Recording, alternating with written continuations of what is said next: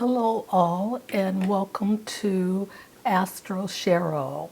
And this is your forecast for June 2025. We start out with the Sun in Gemini this month. Okay? Happy birthday to all the Geminis. And Mercury rules Gemini, and this is the sign of Mercury, the jawster, the trickster. I just thought it was appropriate. Okay, so let's talk about what's happening right now. Now, the planets changing signs, it's a big deal. You know that. Neptune is ingressing to Aries after 164 years. Wow. So, Aries is the first sign. It represents renewal. So, here we are with Neptune doing something new after 164 years. The last time Neptune changed signs from Pisces to Aries was in 1861, and that was the time of the Civil War. I want to say it was the beginning, but it could have been 1776. Okay. Saturn has also entered Aries after 29, 30 years. And Saturn meets Neptune, of course, at the earliest degree of 00.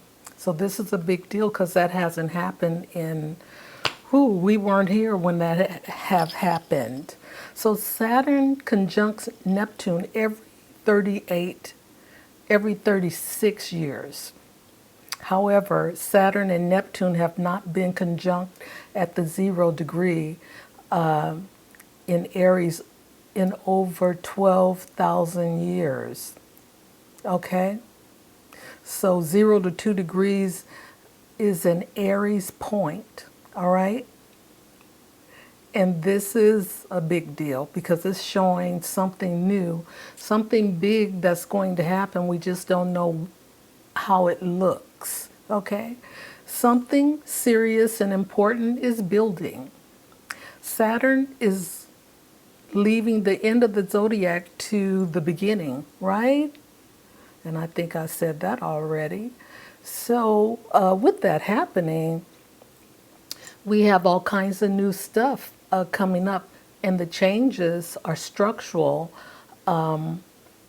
collectively wise, because we're looking at in the Americas, the government system is breaking down right in front of our eyes. And we, the people, are going to have to start thinking, Mercury and Gemini, about how we want our futures to be, because it's being decided by by others right now. So, and it's really, it's like a joke, to say the least. Okay, so something serious is building. Saturn is leaving the end of the zodiac to the beginning of the zodiac, following Neptune. The Neptune cycle was initiated at the end of March, and now Saturn joins in to anchor intentions into reality.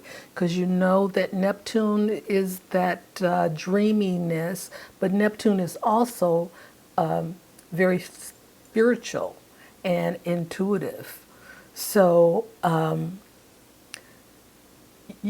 your big dreams, it's a good time to dream big, because Saturn is here to help you anchor them into reality. Okay, Neptune in Aries has created a major energy surge, breaking old patterns, shaking things up, and creating chaos. And that's what we see collectively happening here in the US. The new cycle will also need new potentials, inspiring bold visions, and testing new frontiers. Saturn in Aries makes things real. It's the anchor that manifests tangible results. Okay, so that's going forward. That's the big outlook. But on an individual level as well, change is here. The frequency of the planet is rising.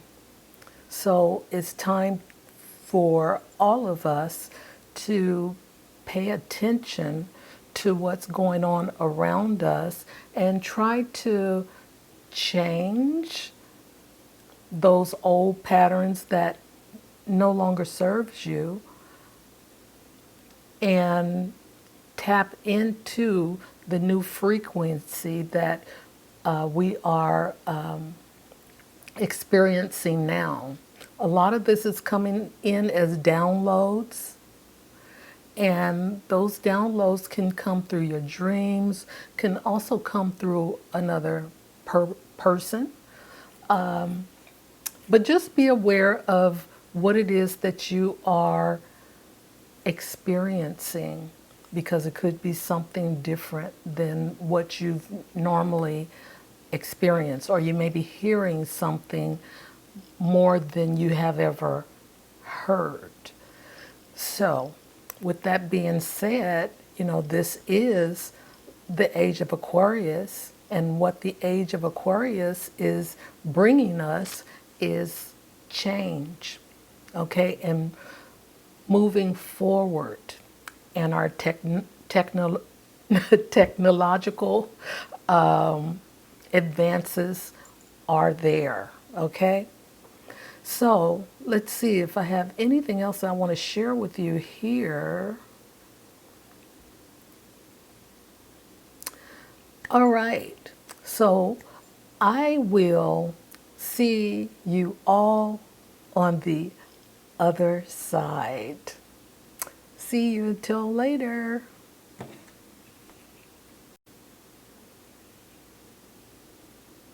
Oh, shoot. Hello, Aries rising. Welcome to my channel. This is your monthly forecast for June 2025. Okay, we have a lot of action in your sign, Aries. So let's get to it. This month starts out with Venus, Neptune, Saturn, which is in its fall in Aries, and Chiron. All are in Aries. But towards the end of the month, the Sun, the new moon, Mercury, and Jupiter are all in the sign of Cancer.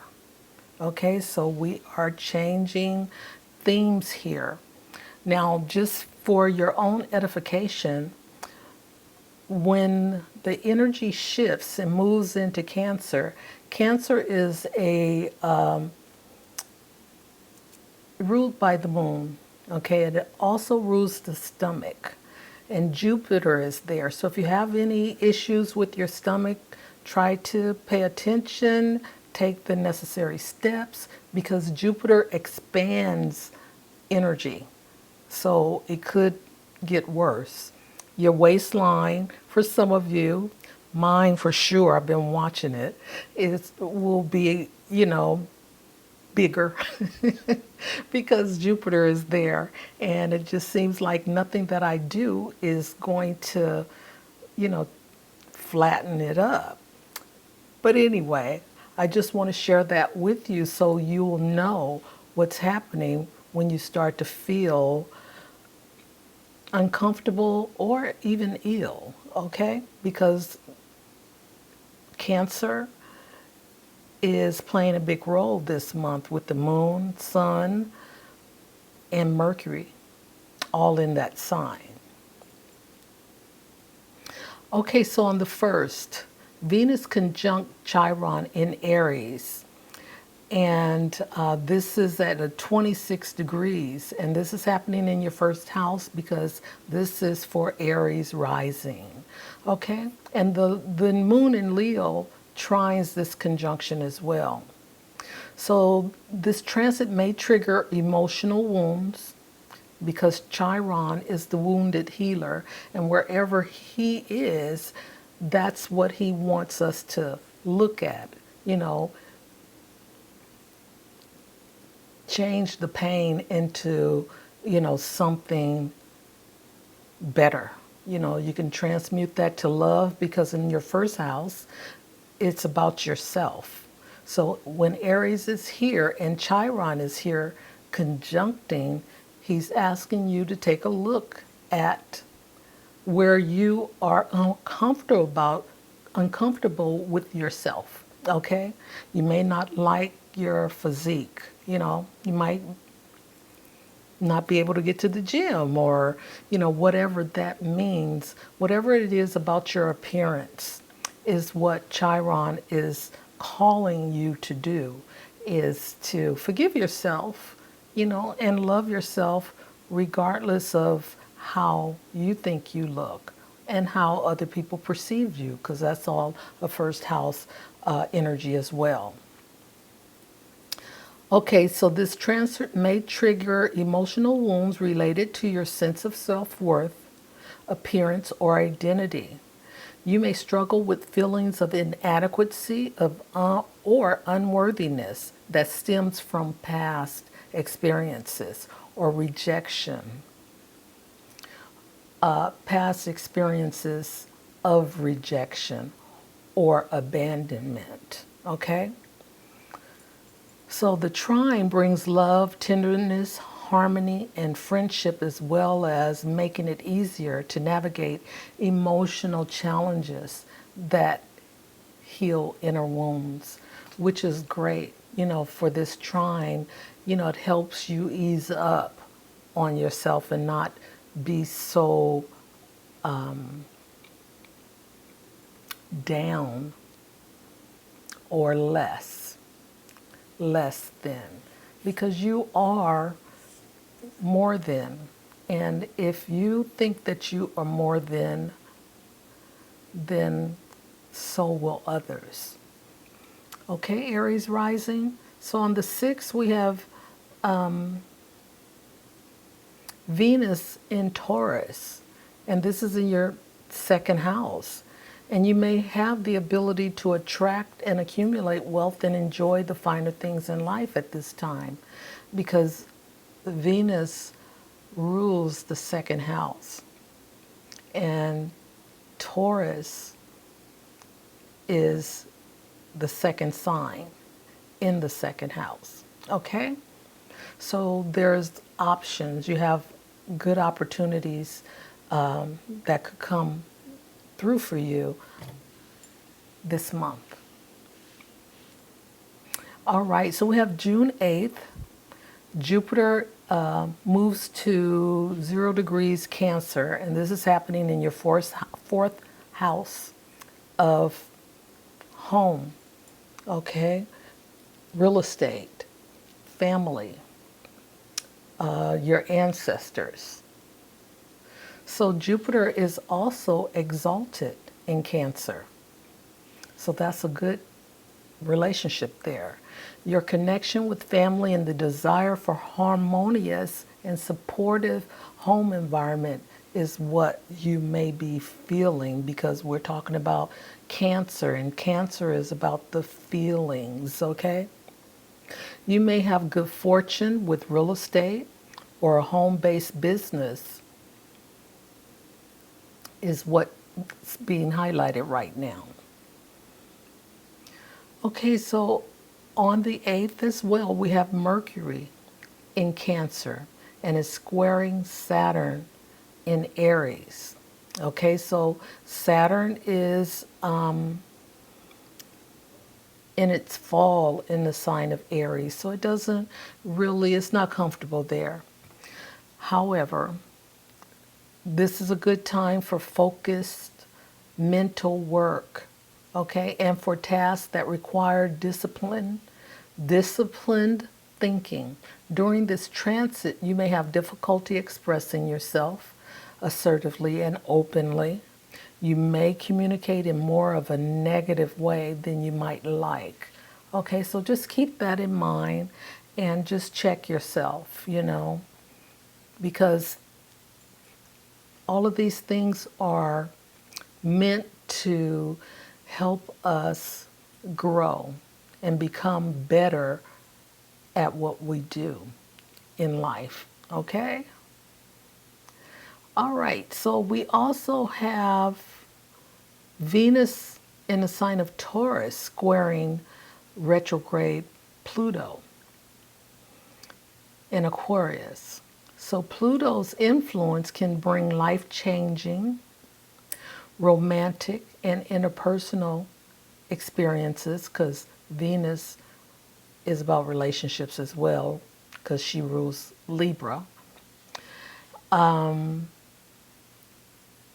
These experiences shifting how you view closeness. Okay, addressing unresolved issues or past patterns may lead to, healing and growth.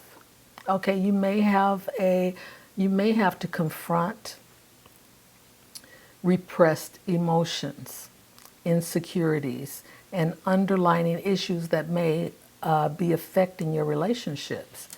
Power and control issues in relationships may require you to set boundaries and create trust. Okay? And so, with Pluto is about power and control. Pluto is also about transformation energy as well. So, making those changes in your life is a square is hard, a heavy energy to work through. But if you do the work, the rewards will pay off for you later. Okay, so we're moving to the full moon on the 11th. And this full moon is in the sign of Sagittarius. And we're looking at 20 degrees. And this is happening in your third house. You may want to release outdated beliefs or patterns that may be holding you back from reaching your full potential, okay? And of course, Sagittarius is freedom loving and wants to have that spiritual connection with others.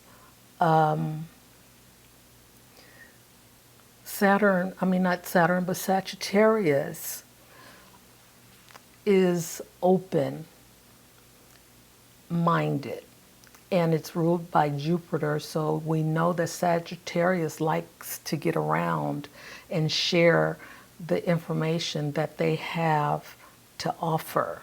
So let go of what is no longer serving you and speak up to the things that you believe in and share with others, because that collaboration may bring you some new information that you hadn't thought of before. Because this full moon, you may be focused on broadening your horizons and seeking deeper meaning in life. All right. So on the 14th, we have Jupiter at 1 degree Cancer, squaring Saturn at 1 degree Aries. Okay?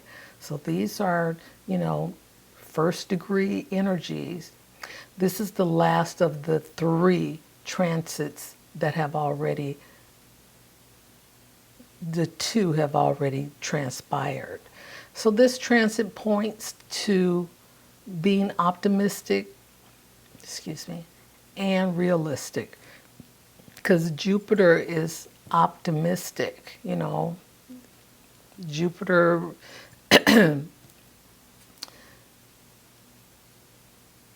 is enthusiasm. Jupiter thinks of, the best parts of what we can be. Whereas Saturn is down to earth, talking about the process, okay? The steps, the strategy, the planning. That's what Saturn is all about. So with this last square, Jupiter, all right, I already said that. So dream big, focus on your bright vision of the future or that dream you've been pursuing. Be practical, do the work required to get you where you want to be down the road. So just remember that with Saturn, it's always going to be work involved. And the work has to do with the tangible things in life, okay? So you have to move your body to get things done. Use your mind to figure things out. That's where Saturn is coming from. And Jupiter, of course, is about hopes and wishes and the big vision and looking at things in a spiritual way. And when you see things in a spiritual way, you know, it's like you go within, and that's where Jupiter comes from, is going within and finding, you know, the things that you need to know to grow. Because it's not always out here, it's inside that we want to look to for our answers. Okay, so we have on the 18th, we have Jupiter is squaring Neptune.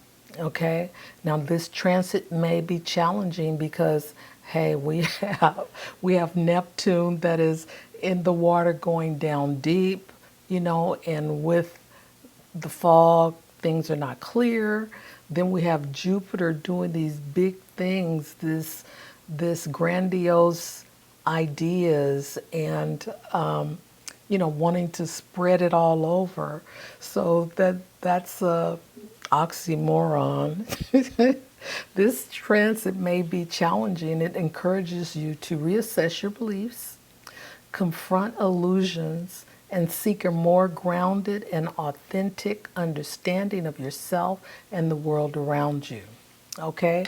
So, I mean, I can't stress enough with Jupiter playing this role this month, there's definitely something happening for us collectively because the change in this paradigm is calling all of us to pay attention.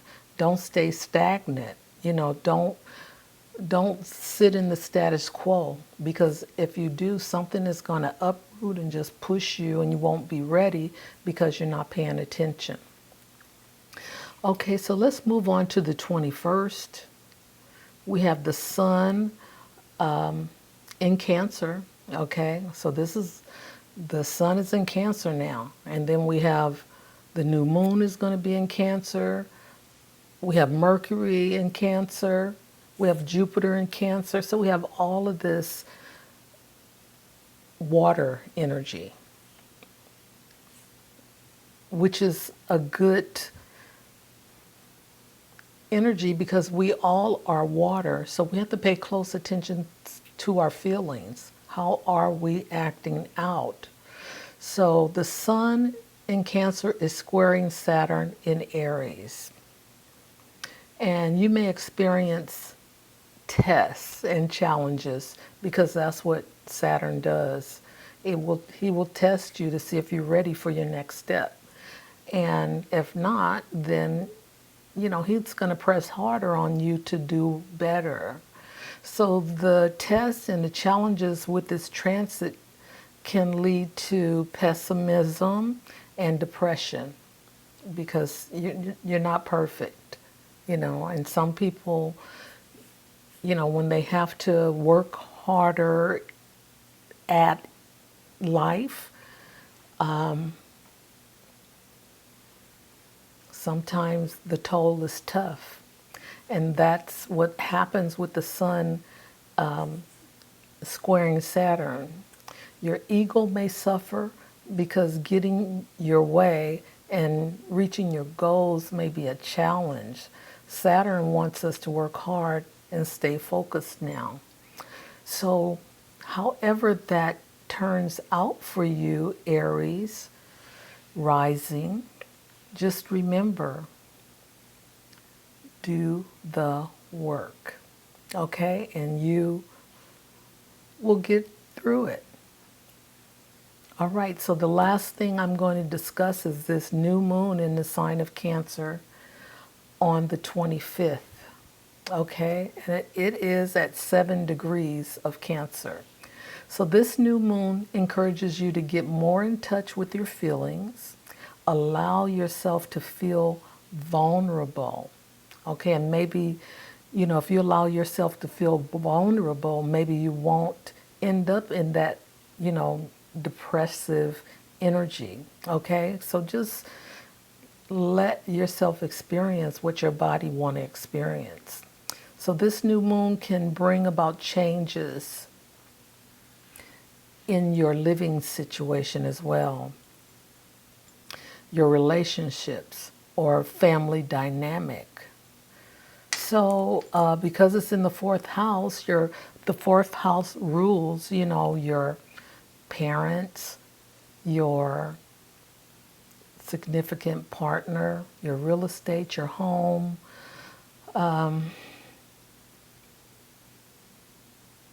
people you love. This is what the fourth house represents. So there could be some dynamics with the family stirring up. So create a space where you can feel safe, nurtured, and supportive. And support it. Okay, Aries rising, this is your forecast. And until next time, bye for now.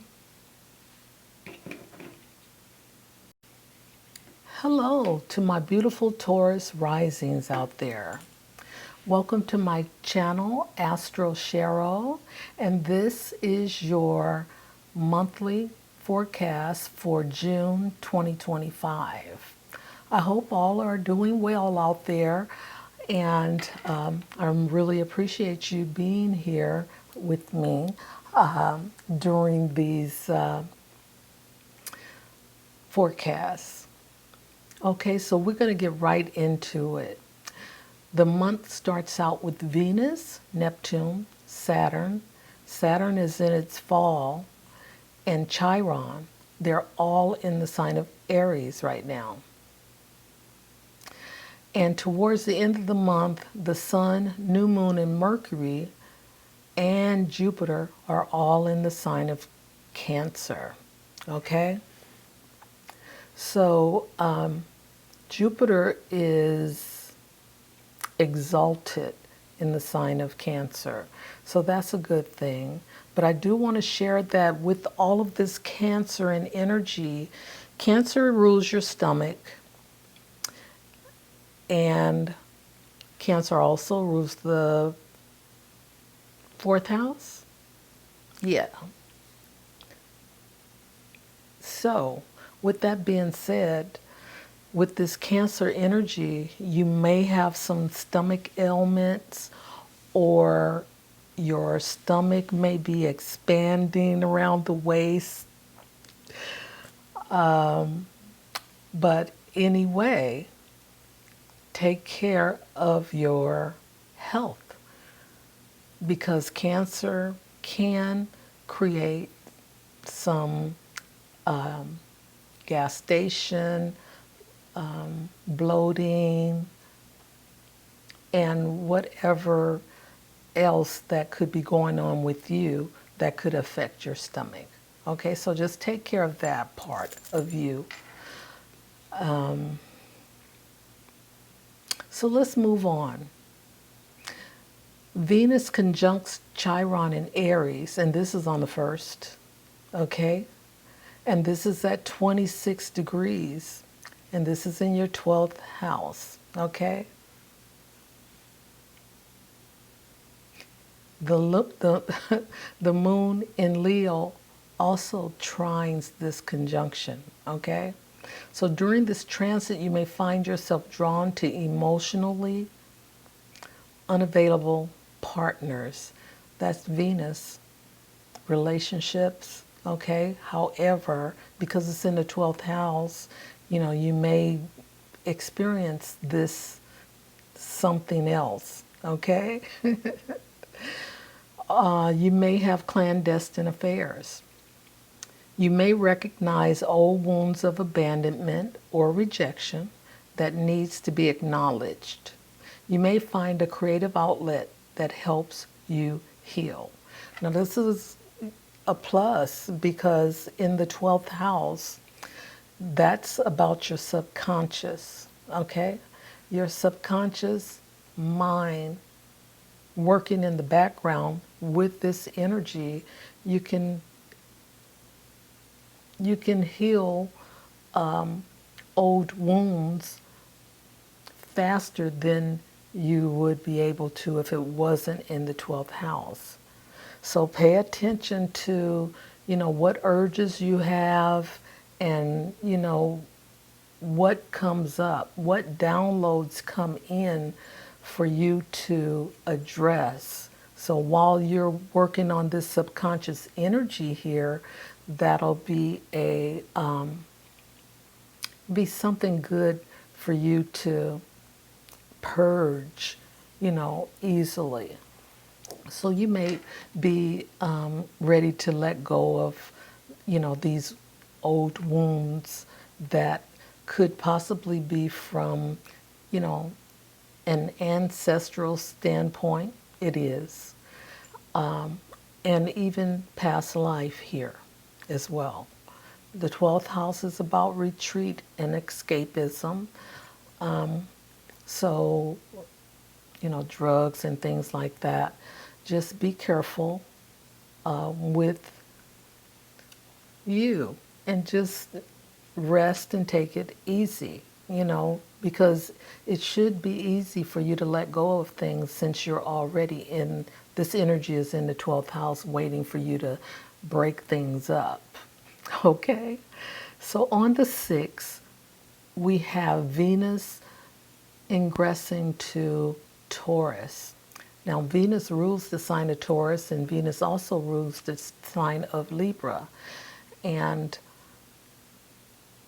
that being said, Libra, Venus loves luxury, the fine foods. She's also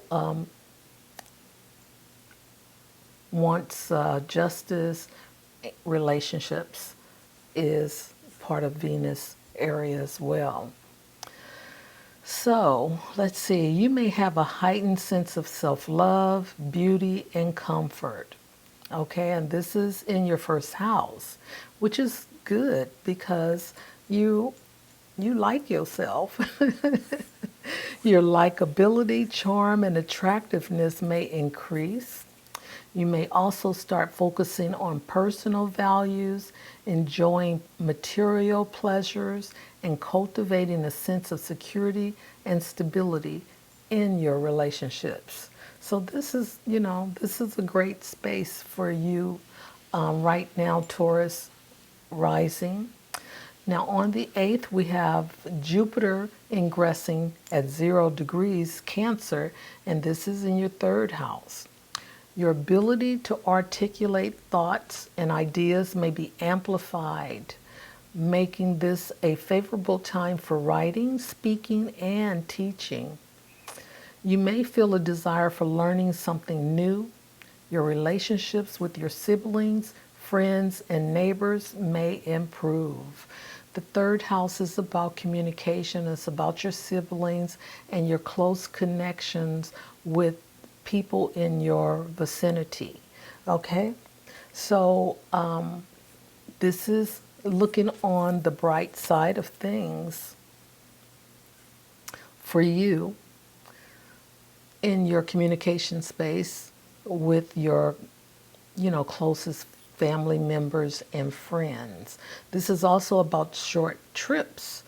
So, I mean, you could do some weekend trips with, your friends or family. That could happen. Okay. On the 8th, we also have Venus in Taurus squaring retrograde Pluto in Aquarius. All right. So Venus in Taurus square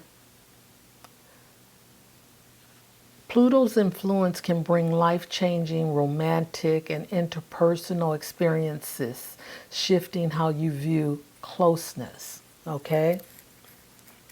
Because Pluto is about transformation. It's about transforming things within you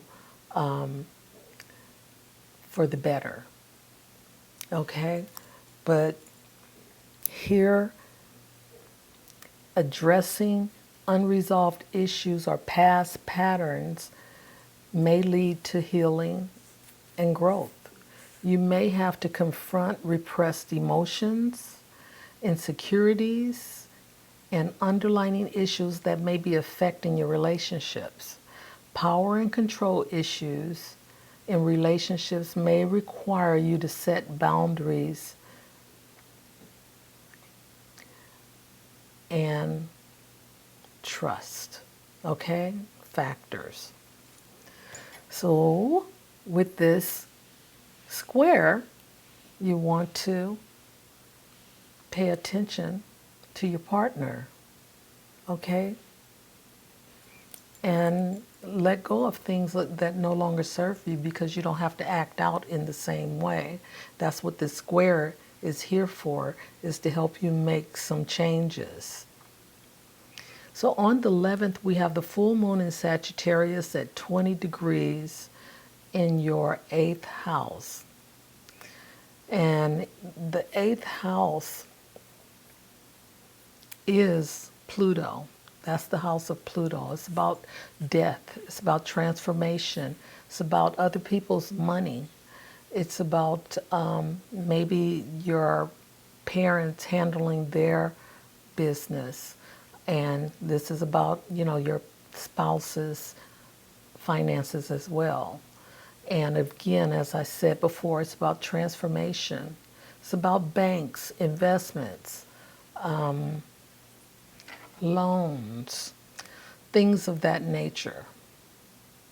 Okay, so you may have to confront your fears here, anxieties and past patterns that may be holding you back. It's a time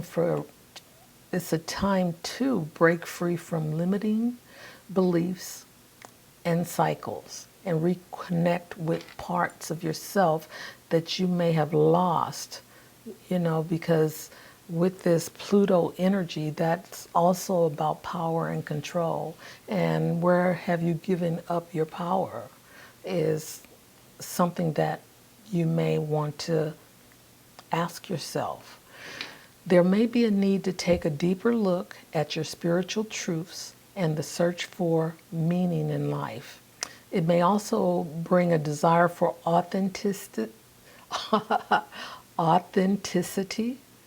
and connection, pushing individuals to delve into their emotions and motivations. Okay? So on the 14th, we have Jupiter at 1 degree Cancer, and this is squared to Saturn at the same degree in the sign of Aries. So this is the last of the 3 transits that is going to happen this year. This transit points to being optimistic and realistic, okay? Because Jupiter is optimistic, okay? Looking at the bright side of things. Saturn is being real. He's going to put you to work. Okay, anything that you want to accomplish, Saturn is going to make you work for it. So that's the point here. So this is encouraging you to reassess your beliefs, confront illusions, all right, and seek, I'm looking at the wrong one, because we have another square with Neptune. So Jupiter is the planet of optimism and expansion, while Saturn shows us what is possible. So dream big, focus on your bright vision of the future or that dream you've been pursuing. Be practical, do the work required to get you where you want to be down the road, okay? Can I be seen here? Because it looks like, okay, this must be the glare from the window behind the camera. Okay, so we also have Jupiter at 2 degrees squaring Neptune at 2 degrees, and this is on the 18th. So this transit may be challenging. It encourages you to reassess your belief, confront illusions, and seek a more grounded and authentic understanding of yourself and the world around you. Because Jupiter is, the world around you, and Neptune is who you are, that deep dive, that spiritual part of you that is within, that you can call on to bring forth whatever the energy that you need to grow. Okay? So let's see, on the 21st, we have the Sun in Cancer squaring Saturn. See all of this Cancer energy and all these squares here? This is really work that is being put to us because change is the only constant that we have in life. And now is the time to do it because there is something new that is coming about.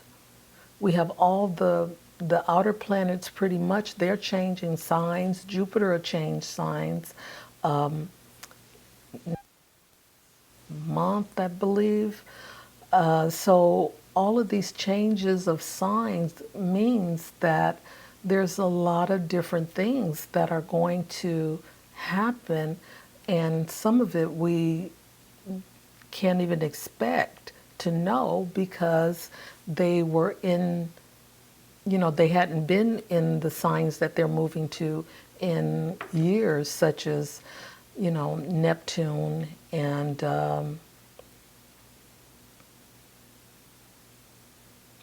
well, that just slipped my mind, Pluto. And then, we're going to have Uranus moving out of Taurus as well. Okay, so, Saturn is asking us to work for it. So dream big and prepare to do the work because change is coming. And if you want to be ready when that happens, then you have to do the work now. All right, so let's see.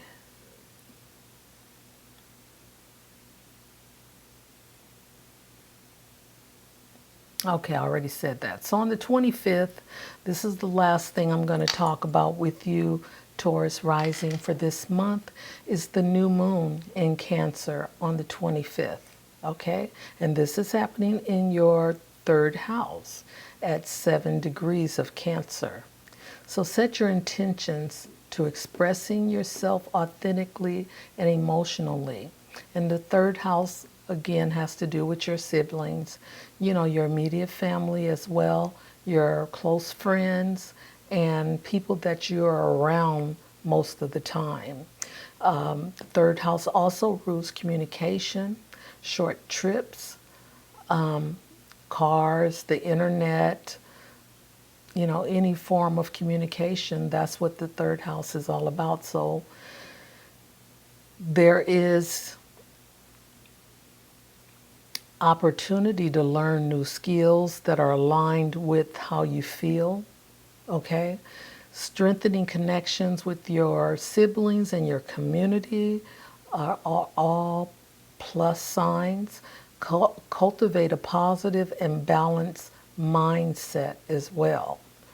Okay, and that's going forward, Taurus, and you know that you're pretty fixed in your ways. So make sure you allow yourself to breathe in, new ideas instead of, being fixed in your thought process, because, as I said before, change is happening and the fixed signs are going to have to, they're going to have to work on, themselves. All the fixed signs. That's Taurus, that's Scorpio, that's Aquarius, and that's Leo. Okay? All right. So, Taurus rising, until next time, bye for now. Hello to my beautiful Gemini risings out there. Welcome to my channel, Astro Cheryl. And this is your monthly forecast for June 2025. Okay, we're going to get right into the reading because I did a blog on the intro talking about the bigger picture. So now I'm going to, shrink it down to just individual, on an individual level. Okay? And that will be you, Gemini rising.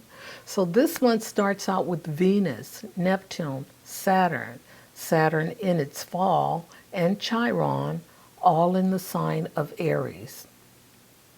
And towards the end of the month, the Sun, the new moon, Mercury, and Jupiter will all be in the sign of Cancer. Okay? So we have fire and we have water. Okay? All right. So on the 1st of June, we have Venus conjunct Chiron in Aries. And this is at 26 degrees. And this is happening in your 11th house. So this transit can indicate a desire for more authentic and meaningful relationships, both romantic and platonic. Okay. You may shed old patterns at this time and embrace genuine connections. New social opportunities and connections may arise that feel deeply fulfilling. You may also find new friendships, and they may be a source of, help, healing, and support, some type of help for you. The moon in Leo trines this conjunction as well. This trine offers a good day to network with others. This is a potent opportunity for emotional healing and personal growth through your social connections. Okay, so being around a lot of friends and people in places that can help you, this is what's possible for you this month, Gemini rising, because you're a social butterfly anyways. So June the 6th, we have Venus ingress to Taurus, and Venus rules the sign of Taurus. This is happening in your 12th house. So you may be more attuned to the need of others at this time. You might seek peace and quiet in your own environment. The 12th house rules hospitals, jails,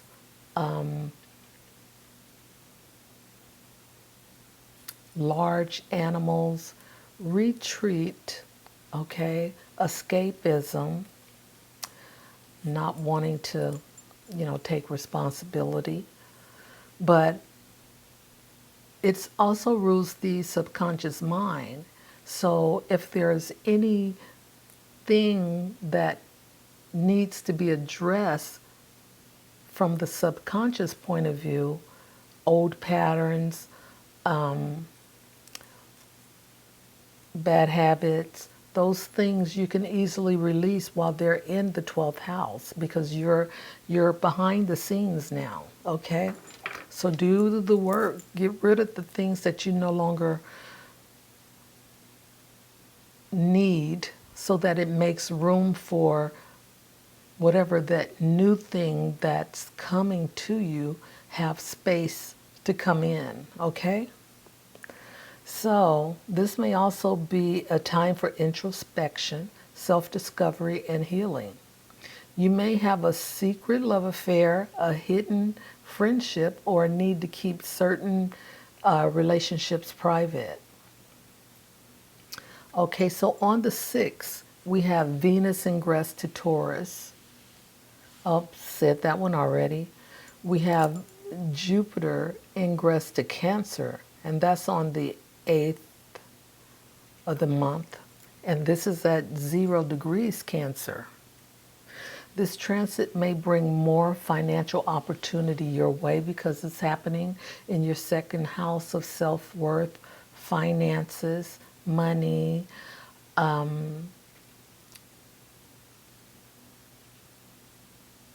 how you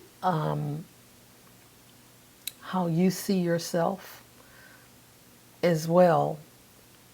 Something else I wanted to mention, but it'll come back to me, Gemini rising. However, this is happening in your second house. So this is your confidence and self-esteem will get a boost, okay? And your bond with your family may get stronger as well. You may have more conversations than usual. You may have a greater appreciation for your family traditions as well during this transit. Okay, so on that same day, we also have Mercury in Cancer squaring Aries, squaring Saturn in the sign of Aries. So this is a good time for focused mental work and for tasks that require discipline, a disciplined thinking, okay? So this during this transit, you may have difficulty expressing yourself assertively and openly. You may communicate in more of a negative way than you might like. So just be careful of that because the more you know, the more you can grow. All right?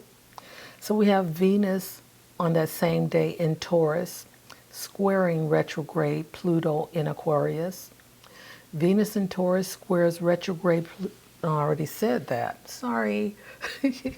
Pluto's influence can bring life-changing romantic and interpersonal experiences, shifting how you view closeness, addressing unresolved issues or past patterns may lead to healing and growth. You may have to confront repressed emotions, insecurities, and underlying issues that may be affecting your relationships. Power and control, that's Pluto, issues in relationships may require you to set boundaries and establish grounds of trust, okay? So on the 11th, we have the full moon in Sagittarius. And this is at 20 degrees. And this is happening in your 7th house. And this is the house of your relationships, partnerships, one-on-one, marriage, divorce, open enemies. Okay? So you may want to deepen your connection with important people in your life. Business partner, close, significant other, or spouse. Okay? Seek balance and cultivate healthier boundaries in your relationships. Approach communication and collaboration with an open mind and a willingness to explore new ideas. Allow yourself time to consider the long-term implications of your actions and decisions. Okay? So do that for yourself, because your seventh house is highlighted. And if you have a relationship with, you know, a partner, or, you know, even your relationships with those people that you work with, you know, be mindful. All right, so on the 18th, we have Jupiter squares Neptune. And Jupiter is in Cancer, and Neptune is in the sign of Aries. So this may be challenging. It encourages you to reassess your beliefs, because Jupiter is about belief systems. Neptune is very spiritual, and it works on the inner side of you, like the 12th house, the subconscious energy, but more of a spiritual awakening for you to know who you truly are authentically. Okay? That's where Neptune comes from. So you may suffer because you're not getting your way, or you're not reaching your goals. But what happens here with this Sun square is that you need to stay focused and keep going forward. Okay? So we have one more thing. June 25th, we have the new moon, 4 degrees of Cancer. And this is happening in your second house. So this is about your intentions. We know your self-worth, your money, your possessions, your value system is second house energy. So this new moon wants you to focus on how you can cultivate your resources and talents, both materially and emotionally. You may want to create emotional and financial, what am I saying here?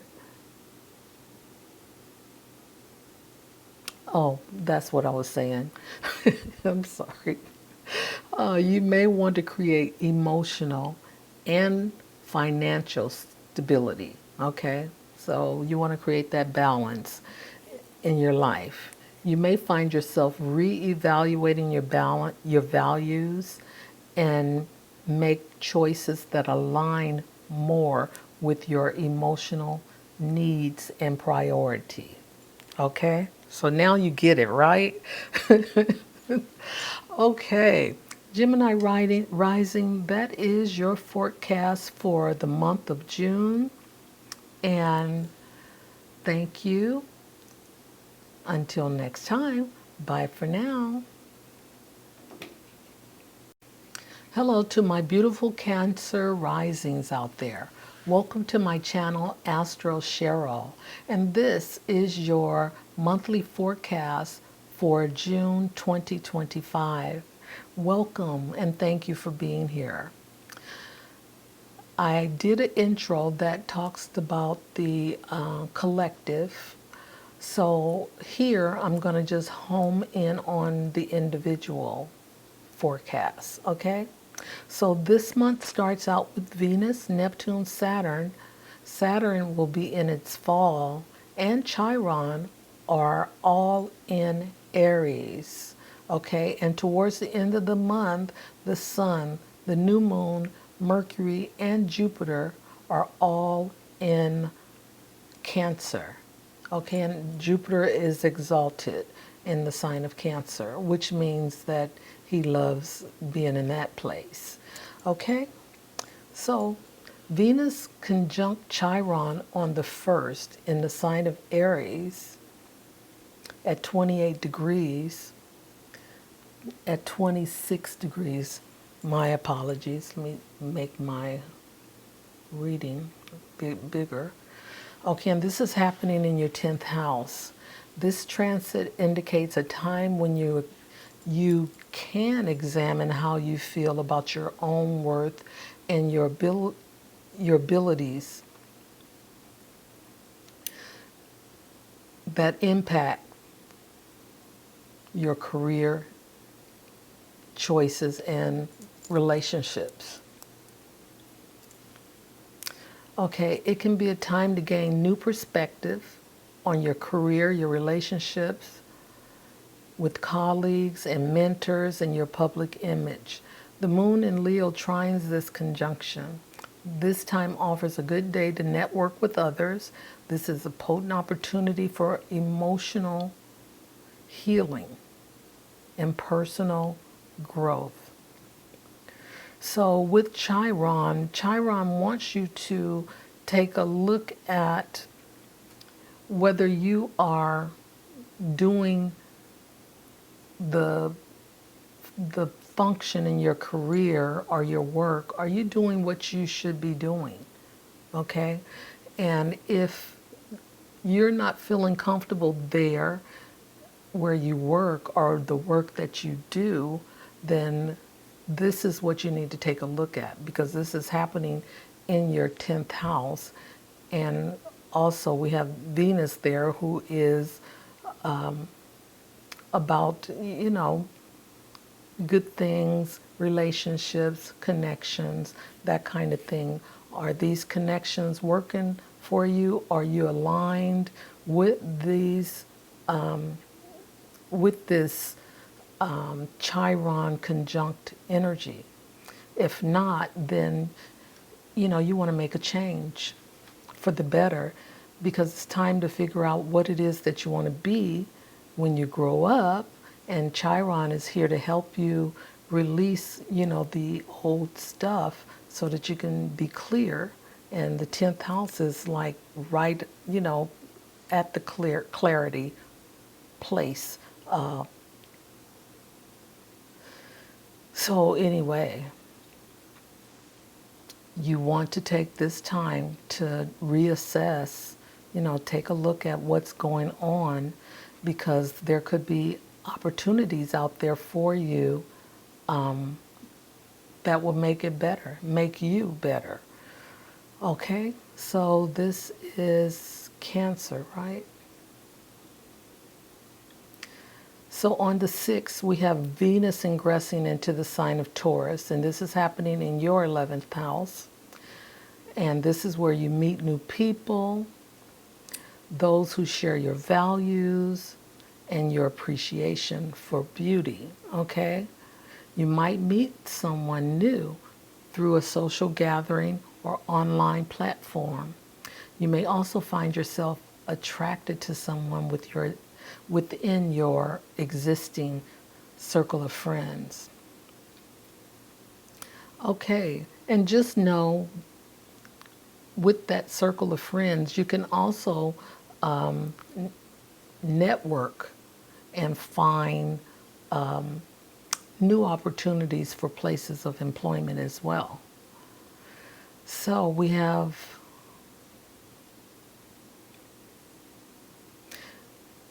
all right, we have Jupiter ingress into Cancer, and this is happening in your first house, because this is for Cancer rising. It's happening on the 8th of June.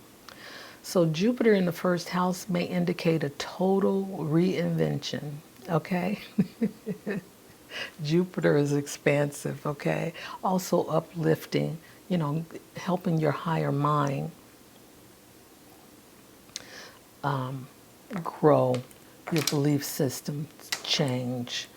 All right, so you attract attention, opportunities, and possibly love. So this is a time to embrace comfort, security, and the nurturing aspects of life. Okay, and don't forget to do, nurture yourself as well. Growth happens when you create environments where you and your loved ones can thrive. Okay, so Jupiter, Cancer rising, This is what's happening for you this month. On the same day, which is the 8th, we have Mercury in Cancer, squaring Saturn in Aries. This is a good time for focused mental work and for tasks that requires disciplined thinking. During this transit, you may have difficulty expressing yourself assertively and openly. You may communicate in more of a negative way than you might like. Okay, and that's because we have air, we have water, and we have fire. Okay, we have Mercury. Okay, Mercury is air energy, Cancer is water energy, Saturn is in a fire sign. So, that mix, yeah, that can create some bit of negativity. But Cancer is crabby as well. So it could come from that perspective too. So we have Venus in Cancer square retrograde Pluto in Aquarius. Venus in Taurus. Why? I don't know why I repeated myself. But anyway, Pluto's influence can bring life-changing, romantic,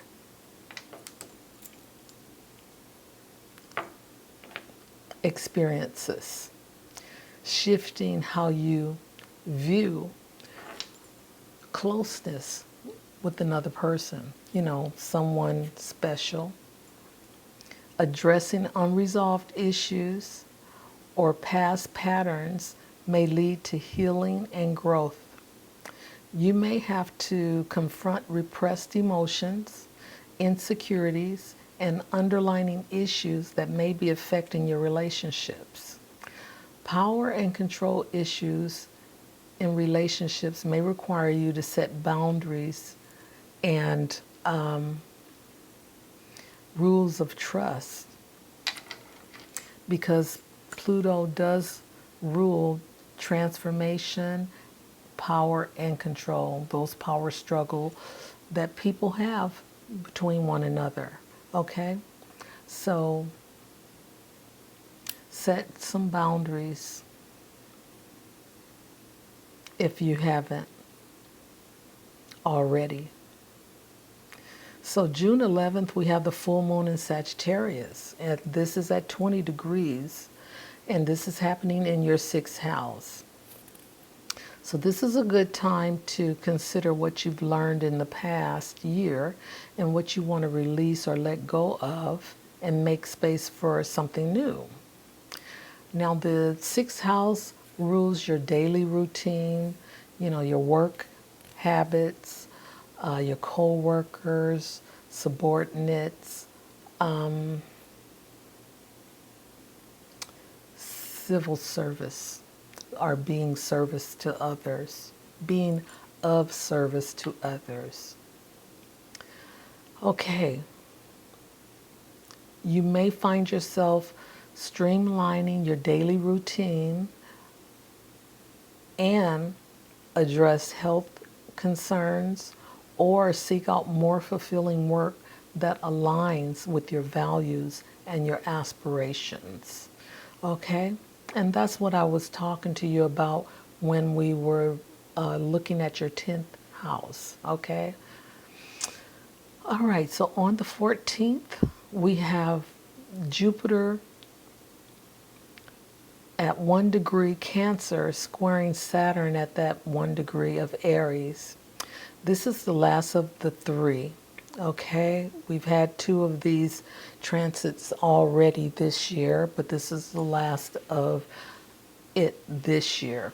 Okay, so this transit points to being optimistic and realistic. Okay, optimism from Jupiter, realism from Saturn's. Okay, Jupiter is the planet of optimism and expansion, while Saturn shows us what's possible. Dream big, and focus on your bright vision of the future or that dream you've been pushing. Be practical, do the work required to get you where you want to be down the road, because Saturn will help, okay?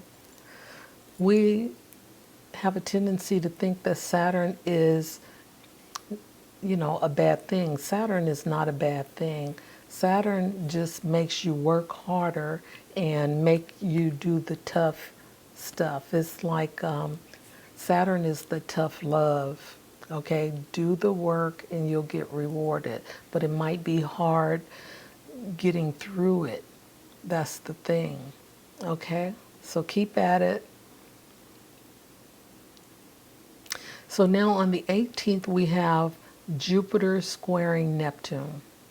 Okay, and Neptune is in Aries, Jupiter is in Cancer. And for some reason, I don't know why that happened, but it did. I'm kind of being repetitive here. So this transit may be challenging. It encourages you to reassess your beliefs, Jupiter, confront illusions, Neptune, and seek a more grounded and authentic understanding of yourself and the world around you. Okay? So just pay attention, because Jupiter always have that the rose-colored glasses. Things look so much better on the other side, but if you haven't done the work, then it's only just an illusion. Okay, so let's move on to the 21st. We have the Sun in Cancer squaring Saturn in Aries. You may experience this. You may experience it. I'm sorry. You may experience tests and challenges with this transit that can lead to pessimism and depression. Your ego may suffer because you're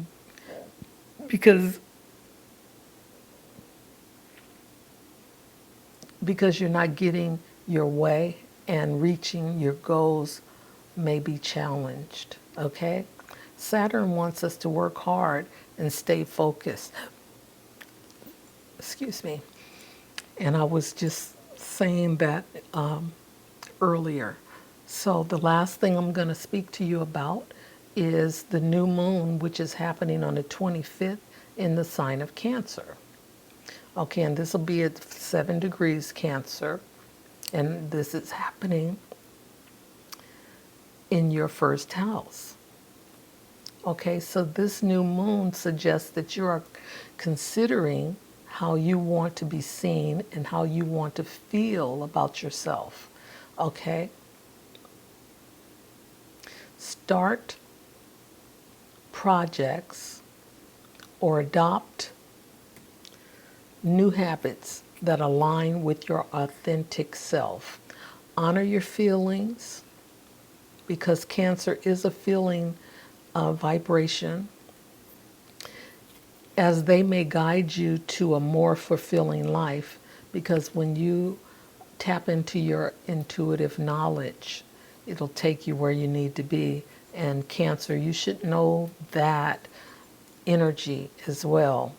Make yourself a priority and nurture your emotional well-being, and create a supportive and loving environment for yourself and those closest to you, because that's what makes you happy. Home, family. Okay, the last thing I'll speak about is the new moon, which happens on the 25th, and that is in the sign of Cancer in your first house. This new moon suggests that you are considering how you want to be seen. Did I say that? No. And how you want to feel about yourself. Start projects. Yes, I did. So, wait a minute. Well, I had already said that. I apologize, Cancer, that I just kept talking about the same thing, but you get my gist. So, anyway, this is your forecast for June 2025. And until next time, bye for now. Hello, Leo Rising. Welcome to my channel, Astro Sharo. And this is your monthly forecast for June 2025. Now, in the intro, I discussed the collectives, and now I'm focusing on the individual signs, okay? So we're going to just get right into it. The month starts out with Venus, Neptune, Saturn being in its fall, and Chiron all in the sign of Aries. And towards the end of the month, we have the Sun, we have the new moon, we have Mercury and Jupiter, exalted in Cancer. So they're all in Cancer at the end of the month or towards that part. Okay, so we are going to talk about the first day of the month, and that is Venus conjunct Chiron in the sign of Aries at 26 degrees. And this is happening in your ninth house. This transit can bring old wounds to the surface. Ninth house is about your higher learning, your religion, your belief systems, your spirituality, long distance travel, education, higher education, publishing, teaching, that sort of thing. Okay? So your old wounds may come to surface, or some insecurities related to your beliefs, your values, and your philosophies. You may encounter challenges to your existing worldview or questions your deeply held convictions. So somebody may come in to, to question, you know, why you believe what you believe when you see this is showing that, okay? So it's possible that your healing comes through expansion, expanding your mind, okay? Because this is Jupiter's territory anyway in the ninth house. You may be pushed to explore new ideas, and sometimes there is an invisible hand that makes that happen, or that happens to us, okay? Engage in higher learning or connect with cultures and perspectives that are different from your own. You may experience a conflict in values or beliefs with a partner, or find healing in relationships that support your personal growth and expansion. Okay, well, that's a positive, because we all have to, at some point, try to find out who we are and what we need. Okay, so on the 6th, we have Venus ingress to the sign of Taurus. And this is happening in your 10th house of career, public, your public view, or people looking at you. Okay, and let's see, what else is it here? This may be a powerful time for career advancement, especially if you are in a creative field, because Venus and Taurus, they have some creative ability too. You have a positive public image. That's what I was getting at. And the potential for financial security. An office romance is also possible. However, maintaining balance between professional and personal, your professional ambition and your personal fulfillment is highlighted now. So the moon in Leo forms a trine to this conjunction. You might be emotionally expressive and enjoy being the center of attention. However, you may also have a deep sense of empathy and a desire to heal others. So you may, you may get close with some people, in your workplace, and that might be part of that personal fulfillment, because sometimes you might,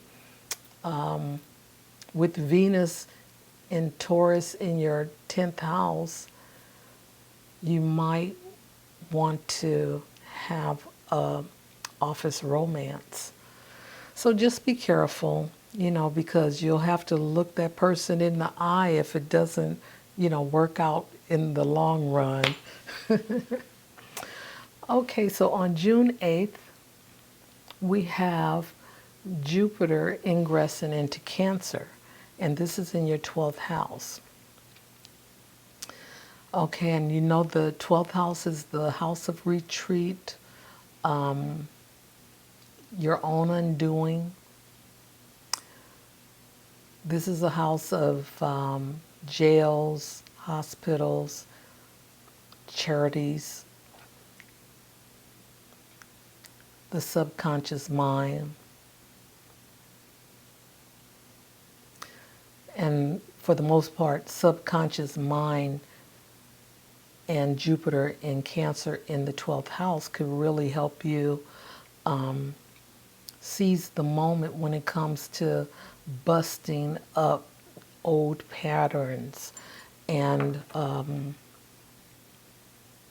bad habits, or habits that you want to let go of. So this is a good place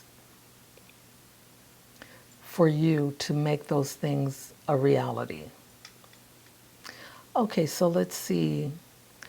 This can be a time of spiritual exploration and potential financial or health challenges.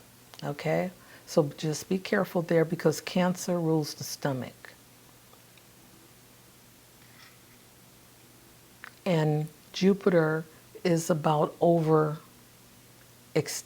overdoing things. Okay, so just be careful. Balance and willingness to explore your internal and external parts of your life is important right now. Okay, you can get down to the bottom of the issues here, but just remember, Jupiter can make you fanatical. Okay, so just try to not to get too fanatical with where you are in your 12th house. Okay, Mercury in Cancer squares Saturn in Aries. This is a good time for focused mental work and for tasks that require disciplined thinking. During this transit, you may have difficulty expressing yourself assertively and openly. You may communicate in more of a negative way than you might like to, okay? And part of that has to do with Cancer being crabby, in that crabby energy. So Venus in Taurus squares retrograde Pluto, and this is all happening on the same day, I believe. Yeah, June 8th.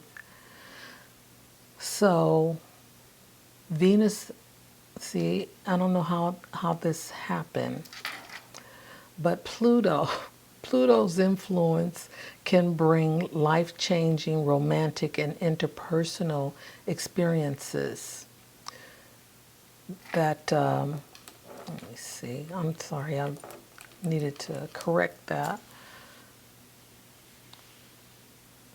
So you are, Pluto is helping you change some of your ideas about closeness, okay? And addressing these unresolved issues or your past patterns may lead to healing and growth. You may have to confront repressed emotions, insecurities, and underlying issues may be affecting your relationships. Power and control issues in relationships may require you to set boundaries and establish trust. Now, I just want to say that with Venus and Taurus here, Taurus have a tendency to be possessive and want to control people, places, things, and objects.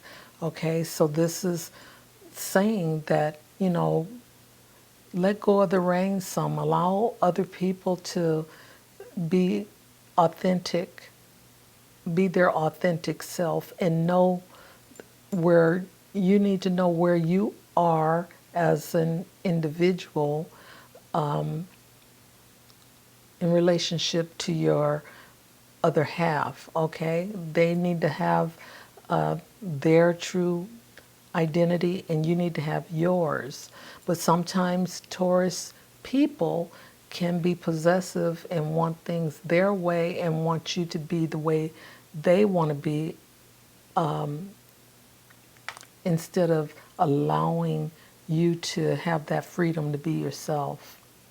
Okay? So then we have on the 11th, we have the full moon in Sagittarius, and this is happening in your 5th house.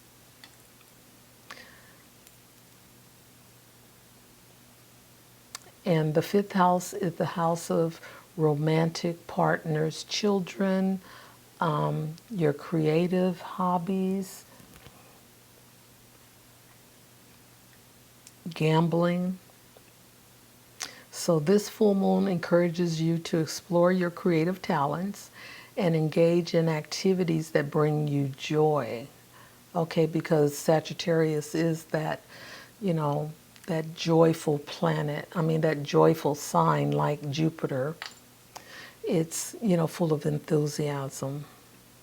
Look for new experiences that expand your horizons, because this can be a time of optimism, growth, potentially generative connections with others. Okay? So this is a good time to connect, especially with outgoing Sagittarius.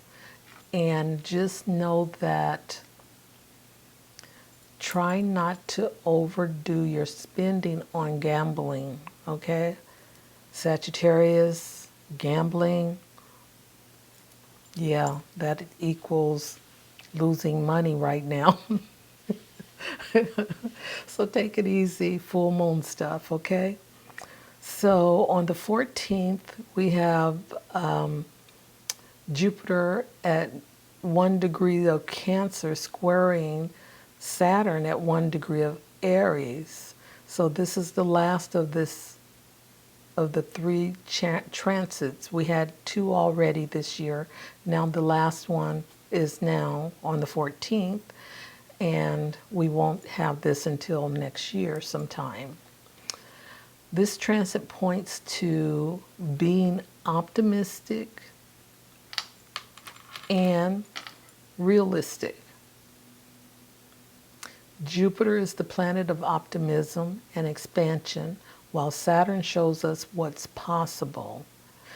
Dream big and focus on your bright vision of the future or that dream you've been pursuing, and be practical with Saturn's energy.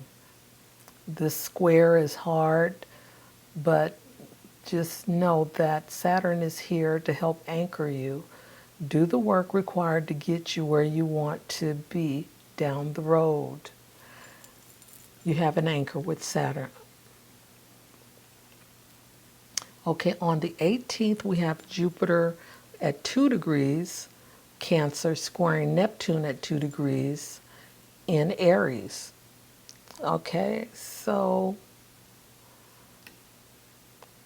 this transit encourages you to reassess your beliefs,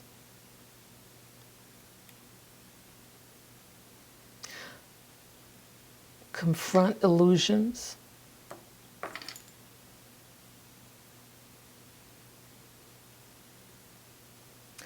and seek a more grounded and authentic understanding of yourself and the world around you. Because Neptune is that spiritual part of yourself, your spirit inside of you, okay?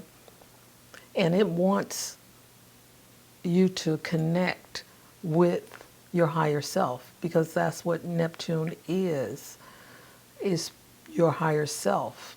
Okay, and then,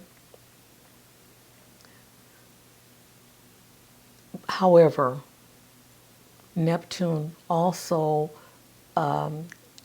brings about the confusion, because we might be over zealous in our thought process with the rose-colored glasses. But Jupiter here as well is also contributing to more of that energy. And you don't want to go, too far off when we looking at the 18th. So just make sure that you ground yourself in reality, because both of these signs can take us a bit away to, we'll end up in being fanatic and, in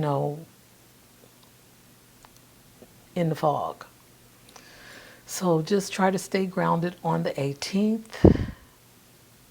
And, once you start to experience this square, you'll know, because it's going to have a lasting effect more than just one day. So on the 21st, we have the Sun at 0 degrees Cancer, squared Saturn on 1 degree of Aries. So here you may experience the tests, the time. This is Saturn testing us, and the challenges with this transit that can lead to you being pessimistic or depressed because you can't get, you can't reach that goal right now for some reason. And that may, cause some frustration. But the point here is to, work through it, work through the frustration, and stay focused. So whatever that is to you, it could be something at work, something that you have to work towards to the finish line, projects, things like that. Okay, on the 25th, we have the new moon at 4 degrees of Cancer, and this is happening in your 12th house, along with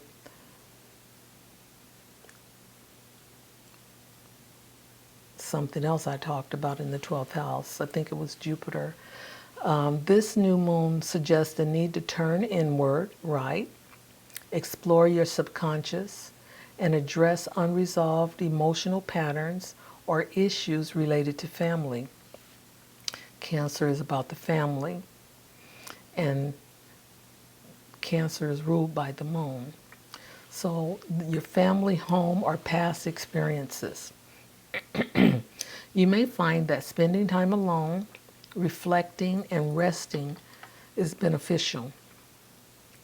You may be drawn to spiritual practices or explore your dreams and the unseen realms. Okay? This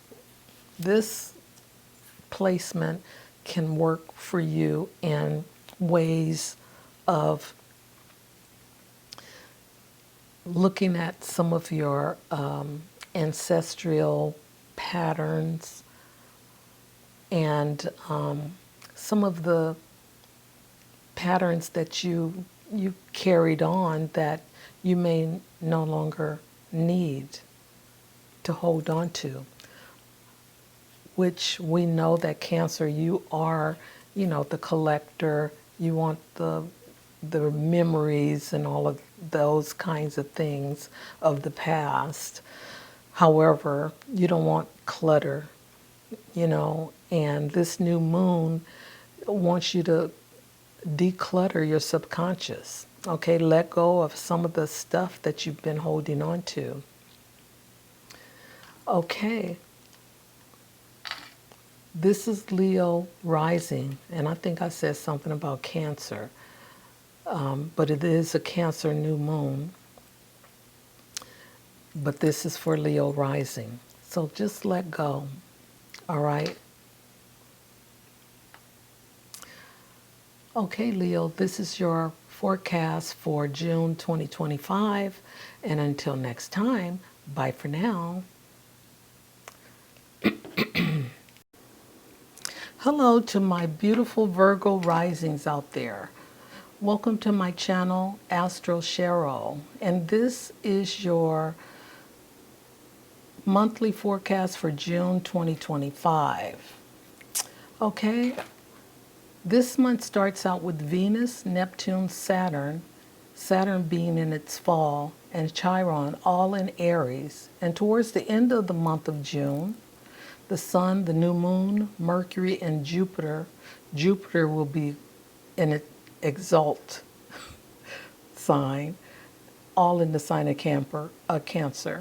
I don't know why I'm getting all of this. Something's going on with my energy right now. But anyway, I'm going to try and push through this, okay? Power through it. So on the 1st of June, we have Venus conjunct Chiron in the sign of Aries at 26 degrees in your 8th house. This transit can bring up issues around intimacy, okay? Trust and vulnerability in your relationships. There may be power dynamics around shared resources.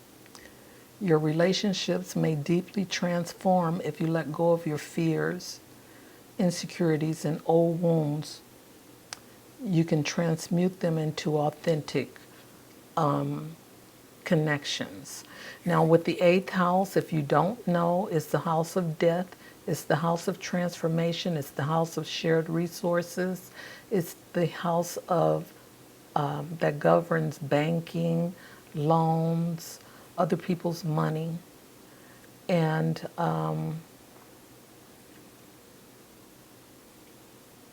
inheritance. Okay, so Chiron wants you to heal those wounds that, we talked about the trust issues, intimacy. You may need to set some boundaries, but let's continue. Let's see. The moon in Leo is the moon in Leo trines this conjunction as well. So you may express your emotions openly and positively.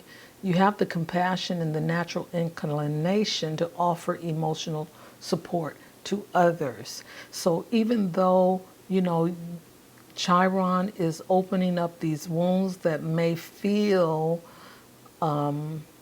painful, this trine is bringing in some bright energy for you to be able to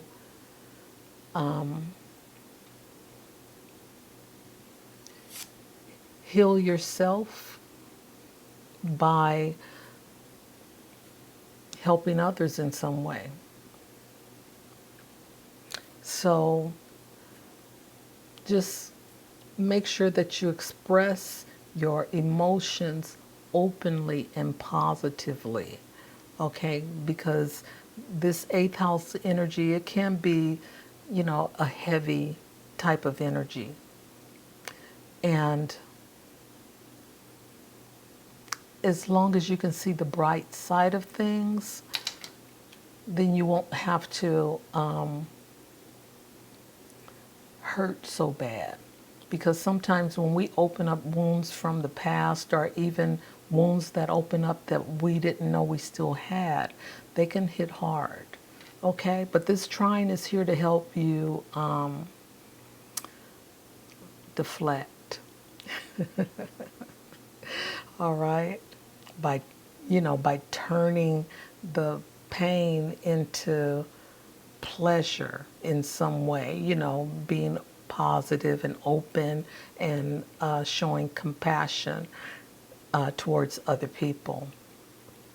So on the 6th, Venus ingress to Taurus, and this is in your ninth house. Venus also rules Taurus. Okay, so this can be a period where love and romance are enhanced, or enhanced travel, intellectual pursuits, or connection to a different culture or belief system may arise. Okay, so these are some of the possibilities that could happen for you with Venus in the sign of Taurus in your ninth house.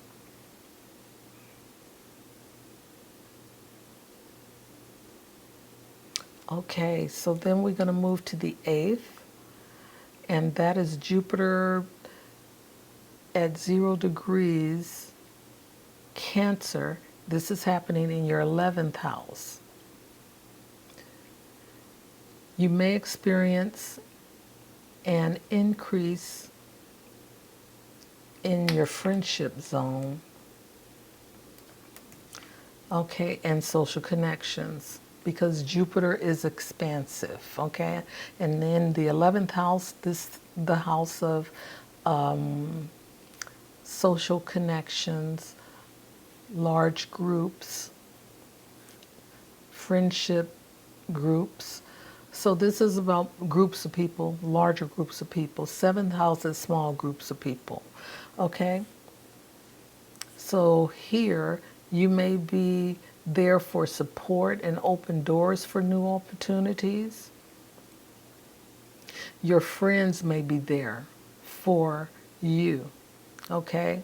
And they may also be able to open doors for new opportunities. So this is a great place for networking right now. Your long-term goals and aspirations, whether they're personal and professional, may be realized because, hey, this is Jupiter. So you may get prompted, you may get promoted, or money gains may come to you from somewhere. Okay? So the 11th house is also the house of luck. And that's where the money gains or the promotion, is coming from. Wishful thinking. So on that same day, we have Mercury in Cancer squaring Saturn in Aries. So this is a good time for focused mental work and for tasks that require disciplined thinking. Okay, during this transit, you may have difficulty expressing yourself assertively and openly. You may communicate in more of a negative way than you might like. Okay, so Cancer is crabby, and she can add to that part.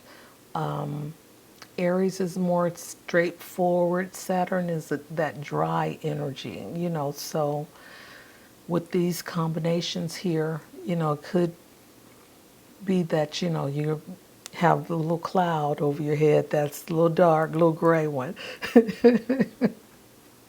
That right there. Apologize. Venus in Taurus square retrograde Pluto in Aquarius is also happening on that day. So Venus in Taurus squares retrograde Pluto. Pluto's influence can bring life-changing romantic and interpersonal experiences.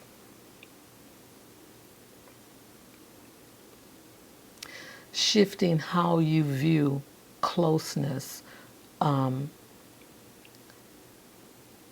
with others.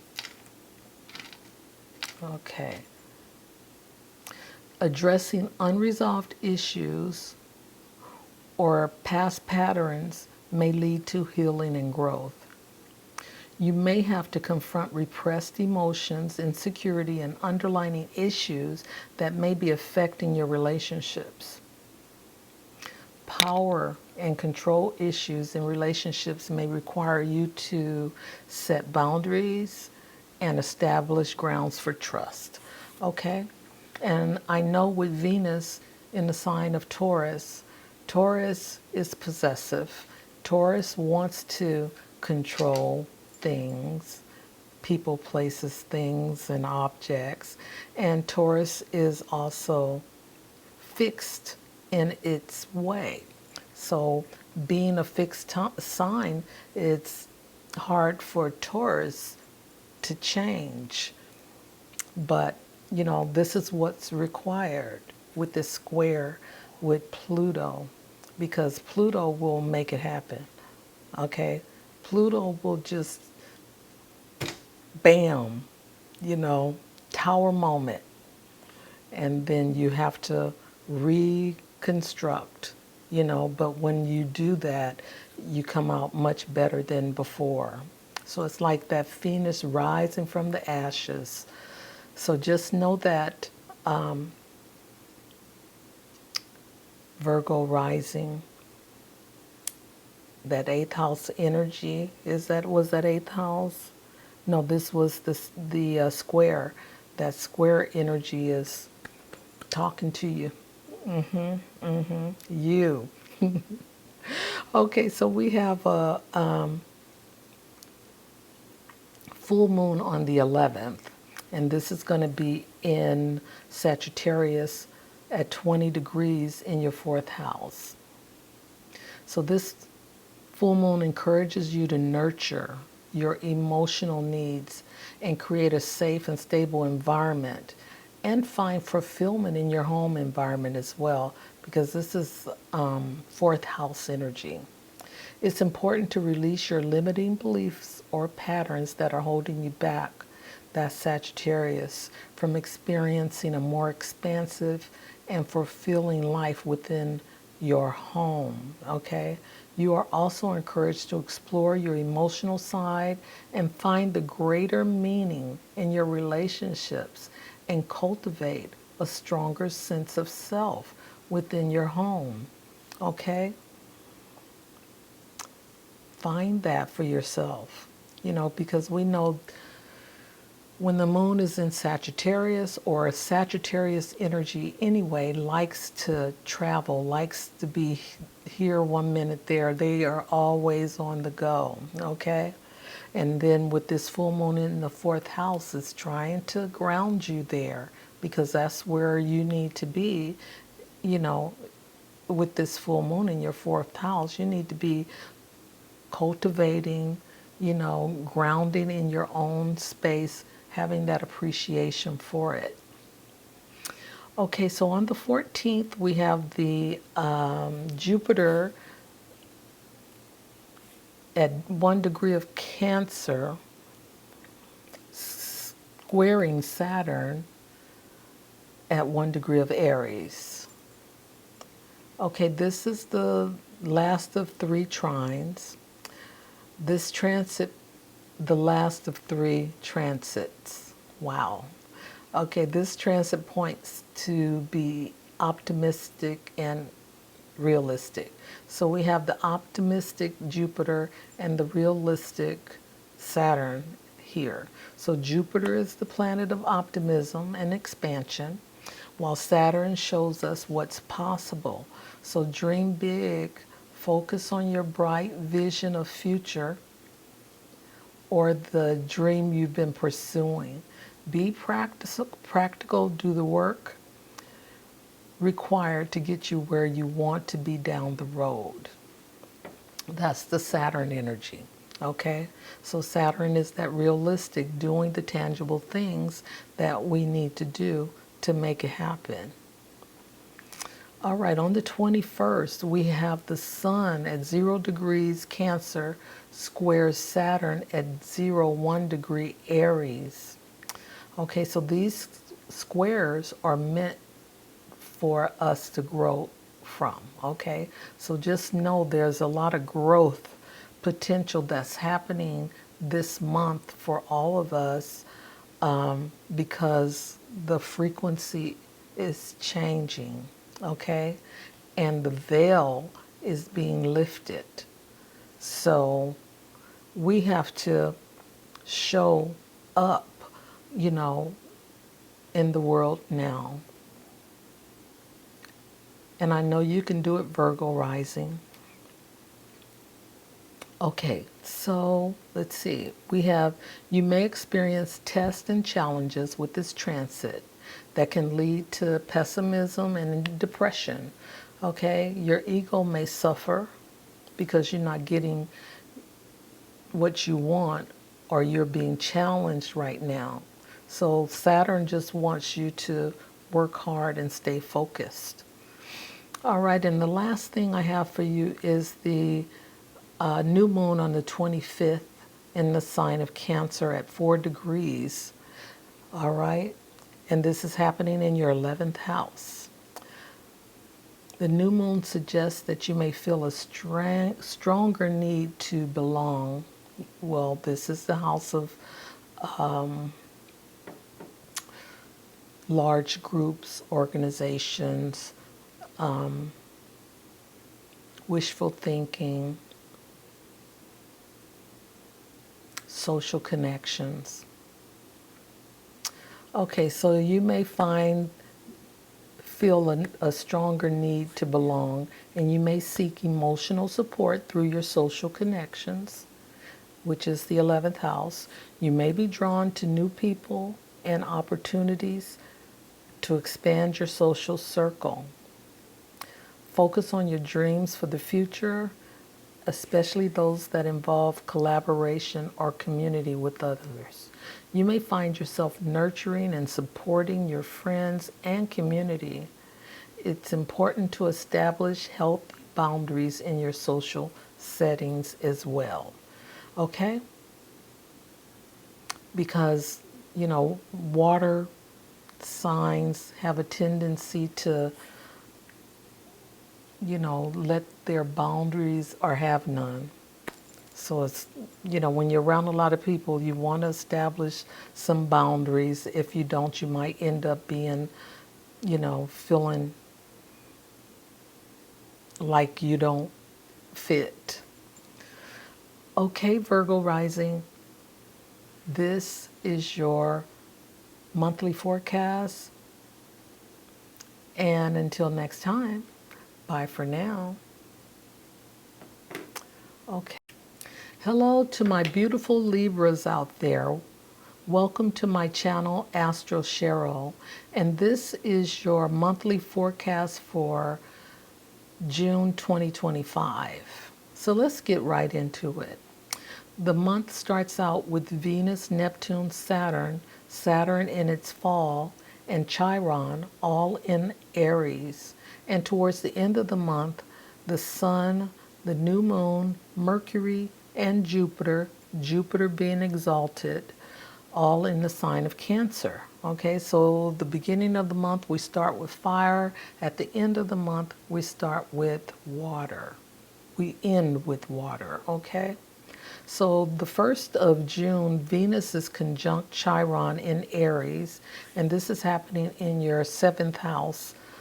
And this is the house of relationships, one-on-one, partnerships, businesses, marriage, legal contracts, divorce. Okay? So this transit can bring mirror. This transit can mirror your deep-seated insecurities. and wounds related to love and connection. This transit can also bring about significant challenges in your relationships, okay, because Chiron is about the womb. So something about relationships that made you feel insecure, unworthy, that's the energy here related to love and connection. This transit can also bring about significant challenges in your relationships. I know you may find yourself evaluating your self-worth and how this affects your relationship. The moon in Leo trine this conjunction as well. You may express your emotions openly and positively, even though, this conjunction with Chiron is really opening you up to your vulnerability. There is some light here with this trine that helps you to helps your emotions, helps you be openly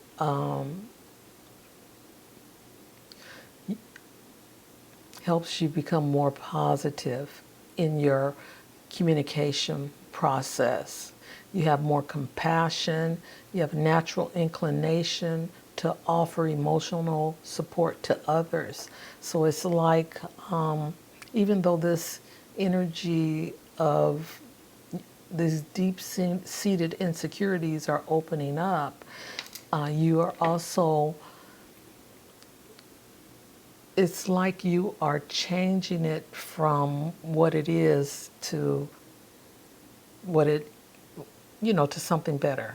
So it's like you being positive and open to hearing other people's, problems, and you're talking through it with them, with compassion and care, is helping you to let go of what hurts, okay?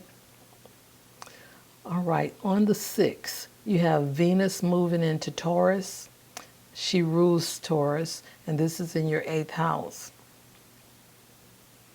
So this transit may bring a deeper emotional depth to your relationship, making you more sensitive and intuitive, and you may need to address your fears, vulnerabilities at this time.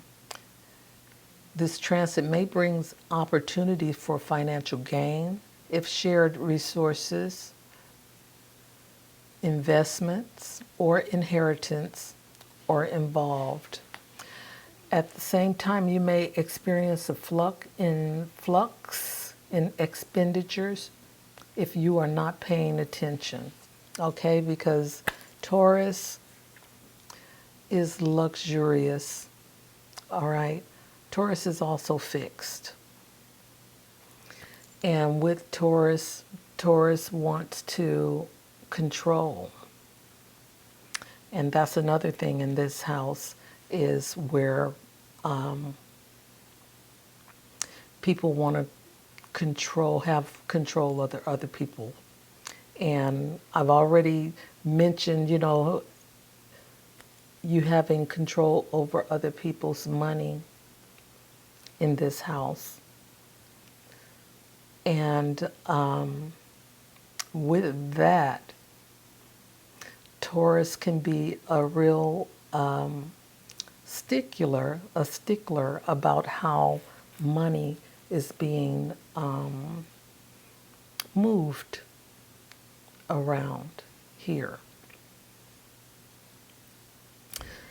So it's overall a good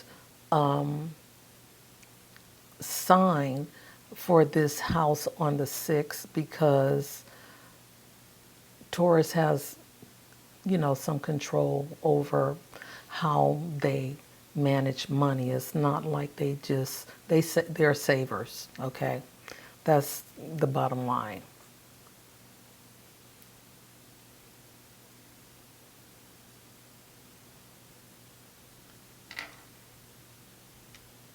Okay, so financial gain is here. if the resources are shared. But anyways, this eighth house could be tricky, because it's the house of death. It's the house of unseen things. It's psychological house. But with Venus in it and Taurus, it makes it Venus more stronger because she's in her, Taurus is in his sign and Venus is in I don't know what's confusing me here, but we have Venus ruling Taurus sitting strong in the eighth house, okay? All right, so I'm going to move on because I did totally mess that up. So June the 8th, we have Jupiter ingress to Cancer, and this is happening in your 10th house of career, your public image, and your success. All right, so here we have career growth and recognition may be optimum, and opportunities for career advancement, promotions, leadership roles, and public recognition are possible. You may excel in roles that involve caring for others and building strong relationships.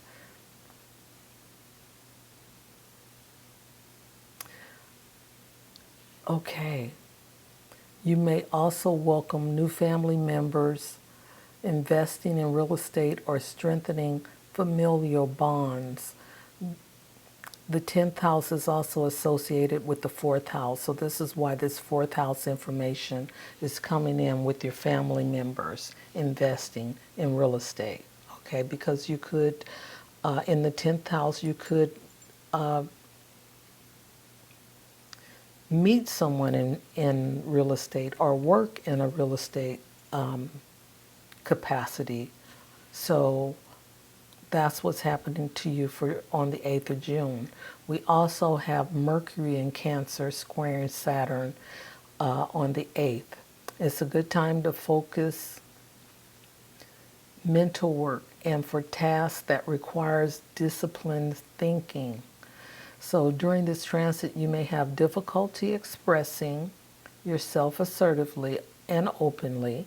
You may communicate in more of a negative way than you might like. Okay, that is some of Cancer's crabbiness that comes to light. So we have Venus in Taurus squares retrograde Pluto. Venus in Taurus, not Venus in Taurus another time. I'm just to just say this one time. I don't know why this is happening, but it is. Pluto's influence can bring life-changing romantic and interpersonal experiences, shifting how you view closeness. Okay? Now, I don't know what that means for your Libra rising. You like to be in a relationship. So with this closeness, how does that work in your relationship with your one-on-ones? Are you, are you close enough where you guys can trust each other and hold each other? I don't know, but this is what this Pluto influence is talking about. Addressing unresolved issues of past patterns may lead to healing and growth. You may have to confront repressed emotions, insecurities, and underlying issues that may be affecting your relationships.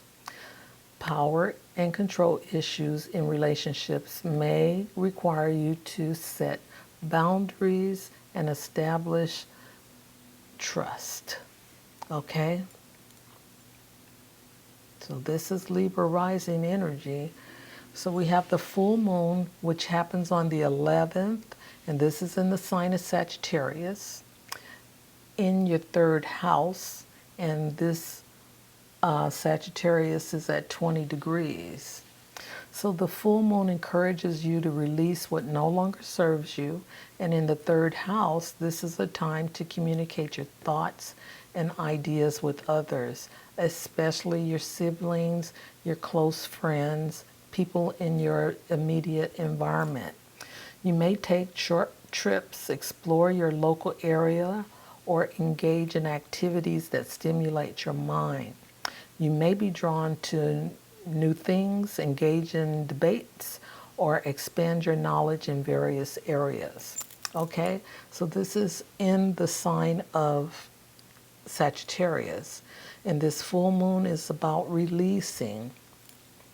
So let go of those old, outdated ways of thinking about your own voice, how you communicate to others. On the 14th, we have Jupiter moving into Cancer, squaring Saturn at 1 degree in the sign of Aries. This is the last of 3 transits. 2 have already happened, and this is the last one of the 3 until next year. Okay? This transit points to being optimistic and realistic, because Jupiter is the optimistic planet and Saturn is the realistic planet. Saturn is going to bring you down to earth, ground you, have you work through everything that needs to be done on a physical level. All right, so dream big. Jupiter is about your big ideas, dream, spiritual moments, belief systems, values, and focus on your big dreams for the future or dreams that you've been pursuing. Take the practical approach, Saturn. You have to work through the energy, which may, not be easy, but it's something that has to be done in order for you to reap the rewards. Okay? And on the 18th, we have another square with Jupiter squaring Neptune. And their Neptune is in Aries as well. So this transit may be a bit challenging, okay?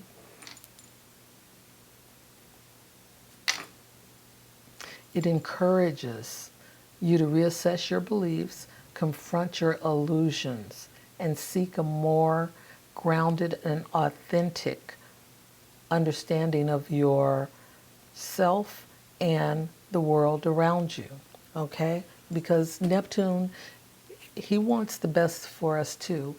Neptune is deeply spiritual, connecting with the higher self, okay? But he also brings about the fog, the confusion, and because it's such a deep part of who we are that we don't normally delve into. It's like that deep well, but we can bring up the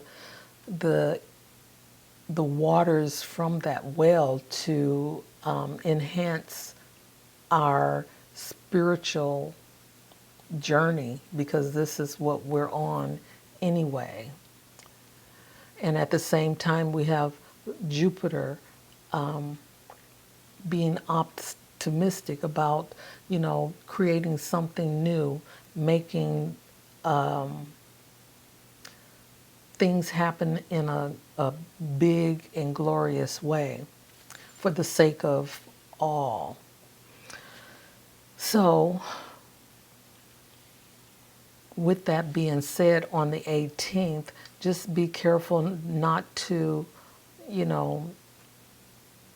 don't want to say overthink, but maybe that's part of it. Don't overthink your ideas with this transit between Jupiter and Neptune, okay?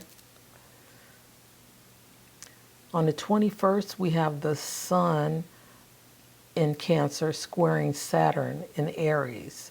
You may experience tests and challenges with this transit because Saturn is going to always test us.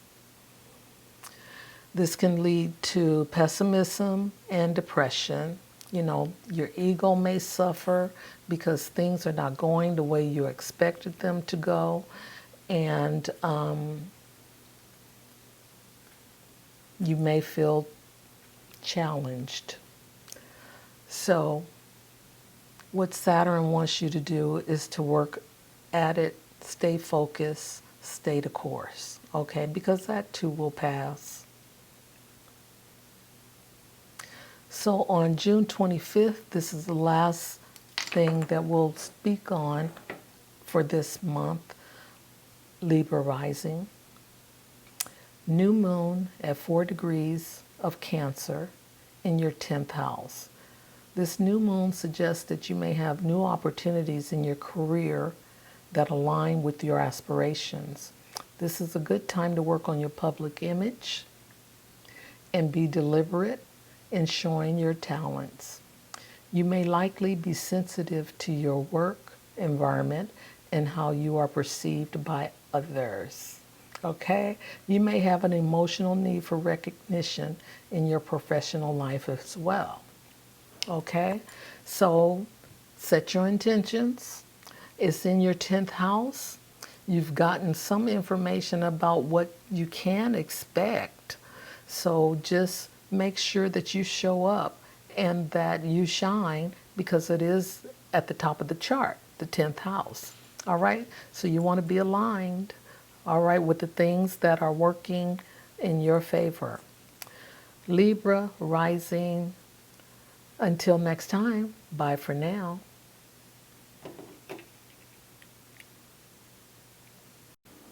Hello, beautiful Scorpio risings out there. Welcome to my channel, Astro Shero. This is your monthly forecast for June 2025. Okay, the month starts out with Venus, Neptune, Saturn being in its fall, and Chiron all in Aries. And towards the end of the month, we have the Sun, New Moon, Mercury, and Jupiter exalted in this sign, are all in the sign of Cancer. Okay? So we start June 1 off, let's see, Venus conjunct Chiron in the sign of Aries at 26 degrees. This is happening in your 6th house, the house of health, daily routines, your work, civil service, co-workers, subordinates, and the like, your work, okay? So this transit highlights your deepest wounds that often originate from relationships, self-worth, and daily life. You have the opportunity for personal growth and a renewed sense of self-acceptance that encourages you to redefine your relationships and approach your relationships and well-being from a place of authenticity. I'm not going to go over that again. Authenticity and strength. Okay? The moon in Leo trine this conjunction gives you more, you may express your emotions openly and positively. You have compassion and a natural inclination to offer emotional support to others. So the way I see this is that Chiron is helping you heal your wounds in this way by acknowledging them and allowing them to be part of you.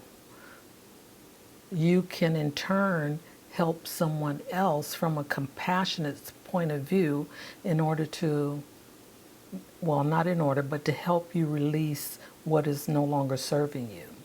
Okay, so this is a good, the trine is a good thing, it's a positive thing, and it's shedding light. Okay, so on the 6th, we have Venus ingress to Taurus, and Venus rules Taurus, and Venus is in the 7th house. She's also the original house owner of the 7th house because Libra, that's the house of Libra, and Venus rules Libra as well. Okay, your focus is on relationships, partnerships, and marriage. It's also the house of contractual agreements, open enemies as well.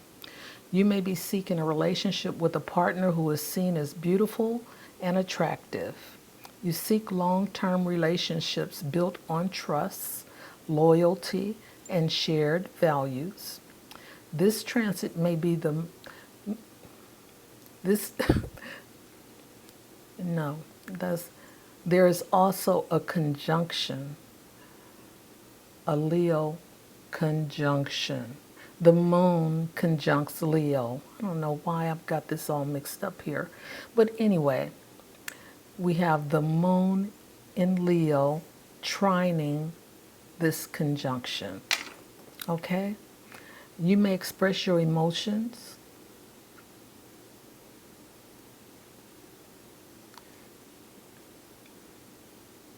Okay. No, this is not correct. Okay, so we're going to scratch that last part because that belonged to the Venus conjunct Chiron. For some reason it got added here. I don't know why, but okay. Confused me. So on the 8th, we have Jupiter ingressing into Cancer, and this is happening in your 9th house at 0 degrees. You may feel a desire to pursue higher education or delve into philosophical or spiritual matters. Opportunities for long distance travel that involves family or a return to ancestral roots. You may experience good fortune and success in endeavors linked to teaching, education, or spiritual guidance. Okay, the 9th house is about, your higher aspirations, higher education, long distance travel, your spiritual belief, your religion,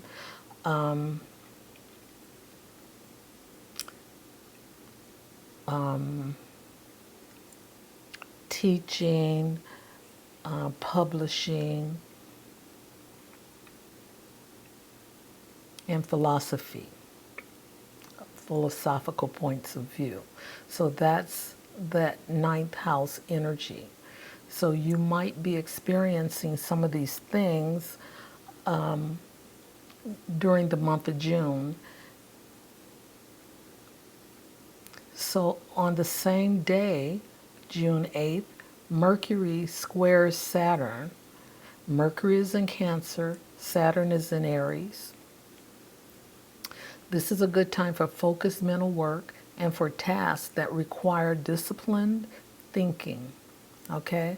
Like me, I'm kind of getting scattered there. But you want to stay focused and, try to discipline yourself to that. All right, but for me, whenever I'm around some Gemini energy, and we just left the Gemini new moon, I get a little scattered. But anyway, we're off to a new start of things.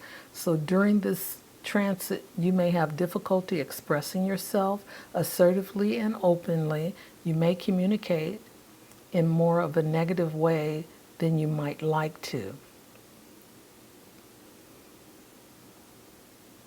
Okay, so then on that same day, June 8th, we also have Venus in Taurus squaring retrograde Pluto in Aquarius. And Pluto's influence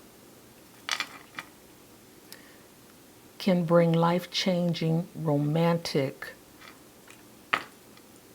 and interpersonal experiencing. Shifting how you view closeness.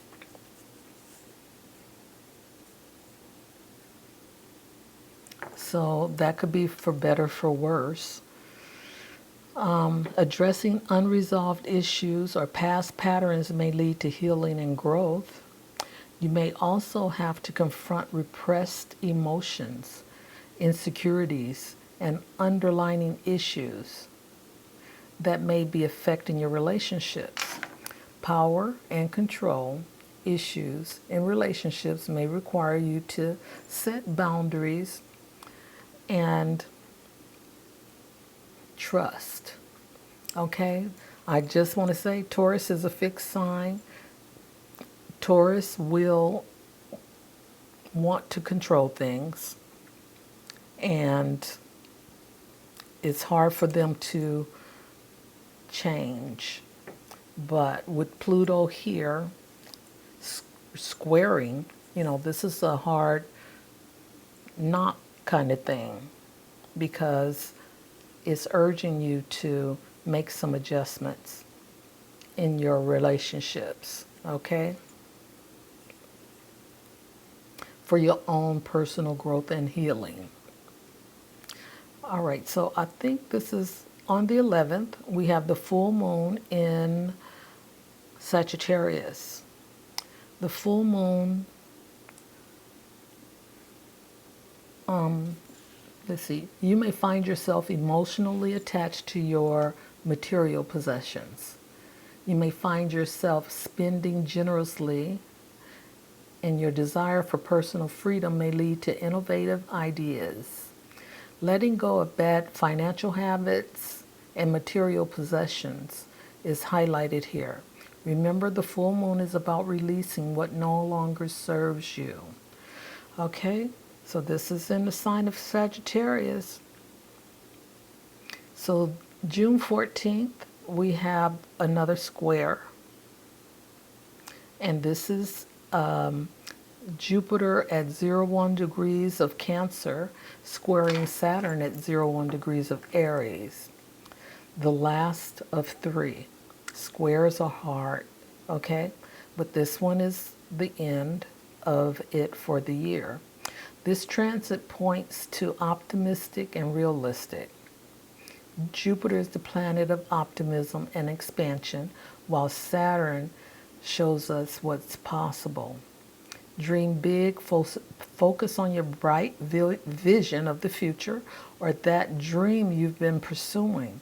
Be practical, do the work required to get you where you want to be down the road. Explore new horizons, both financially and spiritually. Okay, we also have Jupiter in a square to Neptune. And let's see, this transit may be challenging, of course. We have Neptune. All right. It encourages you to reassess your beliefs, confront illusions, and seek a more grounded and authentic understanding of yourself and the world around you. Okay, just be real with yourself. So on the 21st, we have the Sun at 0 degrees Cancer squaring Saturn at 01 degrees Aries. You may experience tests and challenges with this transit that can lead to pessimism and depression. Your ego may suffer because getting your way and reaching your goals may be challenged. Okay, Saturn wants us to work hard and stay focused now. Okay, so this is the time for you to do that if you want to, if you want your projects to succeed. So the last thing we'll talk about this month is the new moon in Cancer on June 25th. And that's at 4 degrees of Cancer, and it's in your ninth house. The new moon may spark a fresh way of looking at the world for you, Scorpio rising, inspiring you to explore new possibilities and long-term goals. You may be drawn to new learning experiences, whether formally through education or through exploring different philosophies, religions, and spiritual paths. Your intuition guides you to make decisions based on how you feel, because that's Cancer. Travel is highlighted, and spending time with family is also highlighted.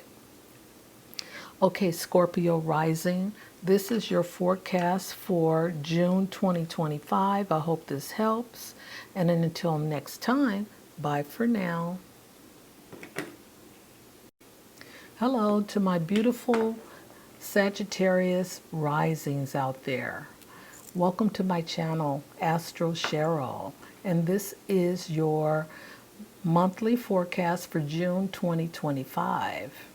Okay, we're going to get right into the forecast. The month starts out with Venus, Neptune, Saturn. Saturn will be in its fall, and Chiron all in the sign of Aries. And towards the end of the month, the Sun, the new moon, Mercury, and Jupiter is Jupiter is exalted in this sign, but they are all in the sign of Cancer. Okay, so June 1st, we have a Venus conjunct Chiron in Aries at 26 degrees. And this is happening in your 5th house of children, romance, fun, joy, hobbies, gambling. What else? Your creativity. All right. This transit may open past hurts or patterns of rejection in your romantic relationships or with children. Feeling of inadequacy or unworthiness may be triggered as well. Insecurities about your artistic abilities, or you may be hesitant to express your creativity. But the moon in Leo trines this conjunction. You may express your emotions openly at this time and positively. You have this compassion, the compassion and the natural inclination to offer emotional support to others in spite of what you might be feeling. Okay? Venus ingresses to Taurus on the 6th in your 6th house as well. This transit may bring a deeper emotional depth to your relationships.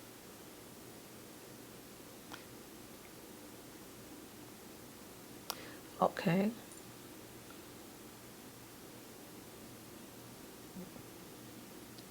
I don't know if I got the right house. I gotta stop. My apologies. I said the 6th house, but it's really the 8th house. That's what got me confused. I need to make my page bigger because my glasses are just not helping me. So forgive me for that, but we shall go on. Okay, so on the 8th, we have Jupiter ingress into Cancer in your 8th house. And this is the house of death, transformation, psychological issues, other people's money, finances, if it's shared, banks, taxes, those kinds of things. The 8th house is, one of those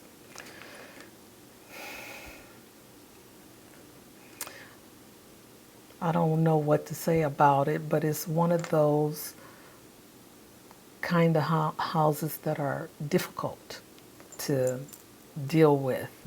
But anyway, this transit may encourage you to explore your inner world so that you can transform the outdated patterns and find ways to understand who you truly are and release your deepest fears. You may experience deeper connections with others who you have shared finances with. Your financial picture may improve through inheritances, investments, and or managing shared assets. You may find yourself offering support and comfort to those around you. You might be focused on family, relationships, and your home improvements because of Cancer. Cancer is about home, being at home in the fourth house. Okay, on that same day, which is the 8th, we also have Mercury squaring Saturn. Okay, Mercury's in Cancer and Saturn is in Aries. This is a good time for focused mental work. So whatever type of work you do, you want to focus on that.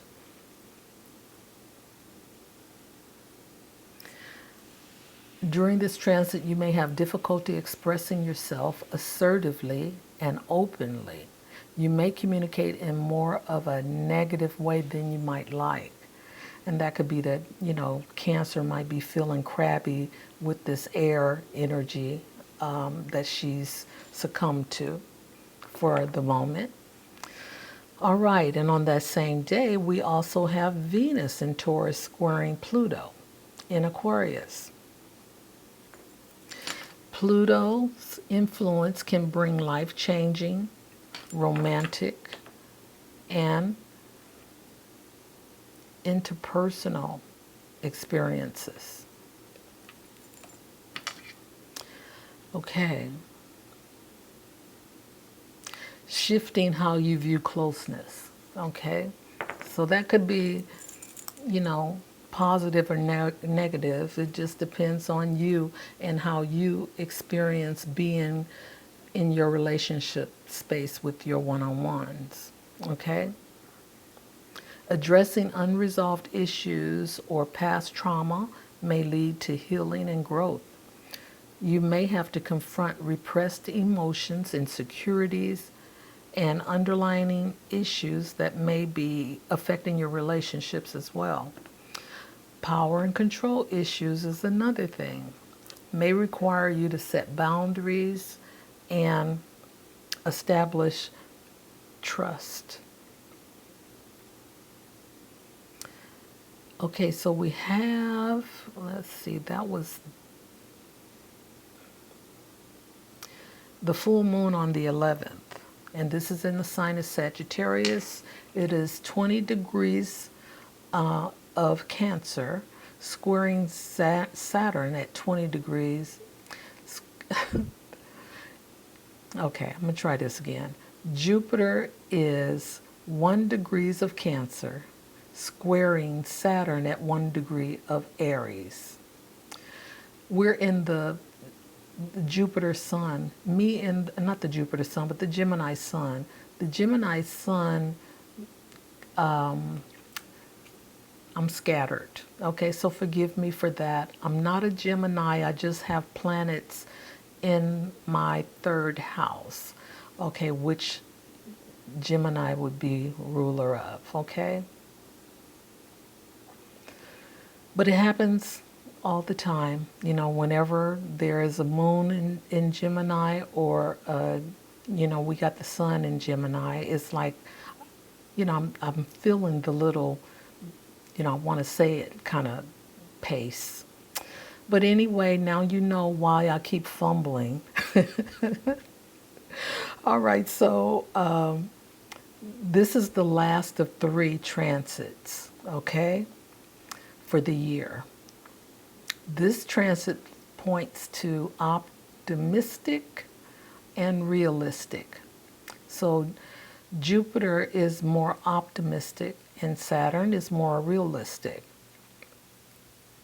So dream big because Jupiter expands everything it touches. And focus on your bright vision, with enthusiasm of the future or that dream you've been pursuing. Be practical, Saturn. Do the work, Saturn.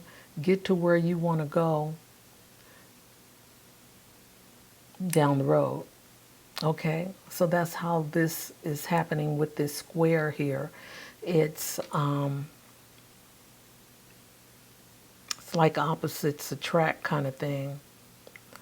But we're going to move on because we have another square with Jupiter at 2 degrees Cancer squaring Neptune at 2 degrees in Aries.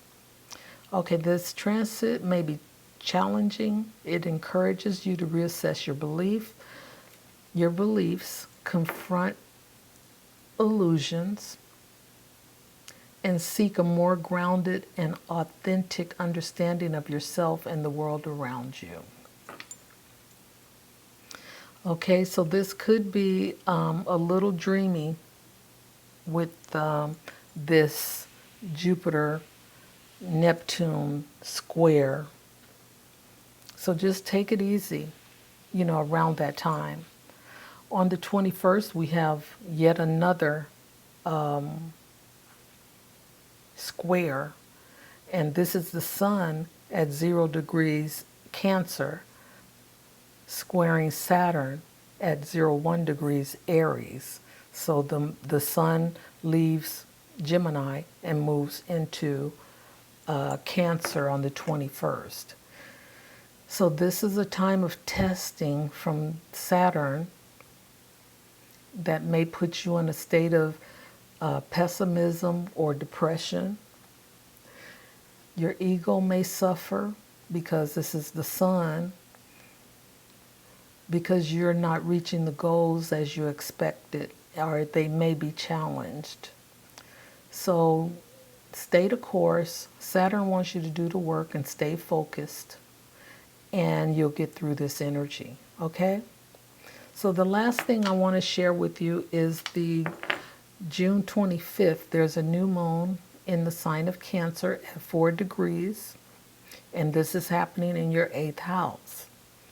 The new moon suggests that you may bring about a heightened awareness of your own emotions and the emotions of those around you. You may feel vulnerable, or you may experience intense feelings related to shared resources, intimacy, and trust. Opportunities or challenges may arise related to shared resources, partnerships, and investments. However, you can transmute your challenges into opportunities to grow and evolve. And you are very optimistic, Sagittarius rising, so you know that you can,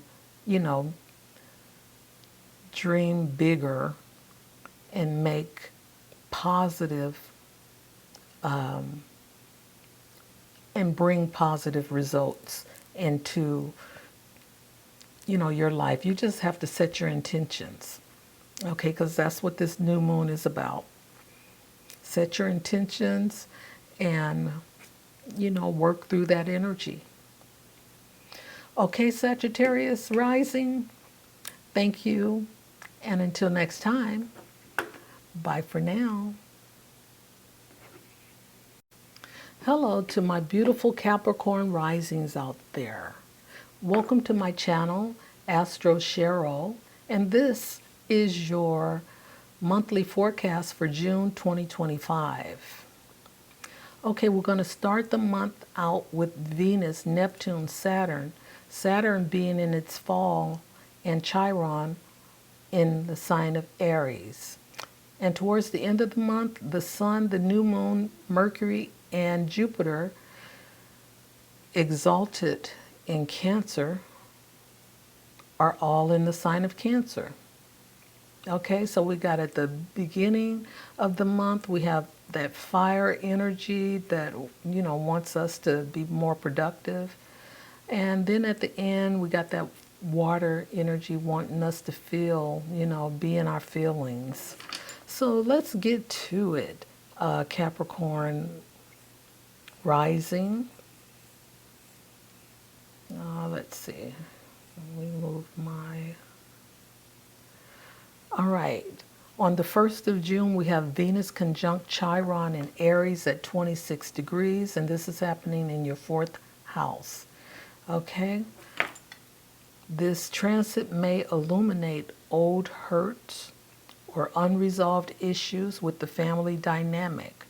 You may find yourself being insecure about feeling unloved, accepted, or secure within the home or family. This transit may cause you some pain. You may find that connecting with loved ones, sharing vulnerabilities, and seeking support can be of benefit. You may be inspired to express your creativity in the home or engage in activities that bring you joy and comfort. The moon in Leo trines this conjunction.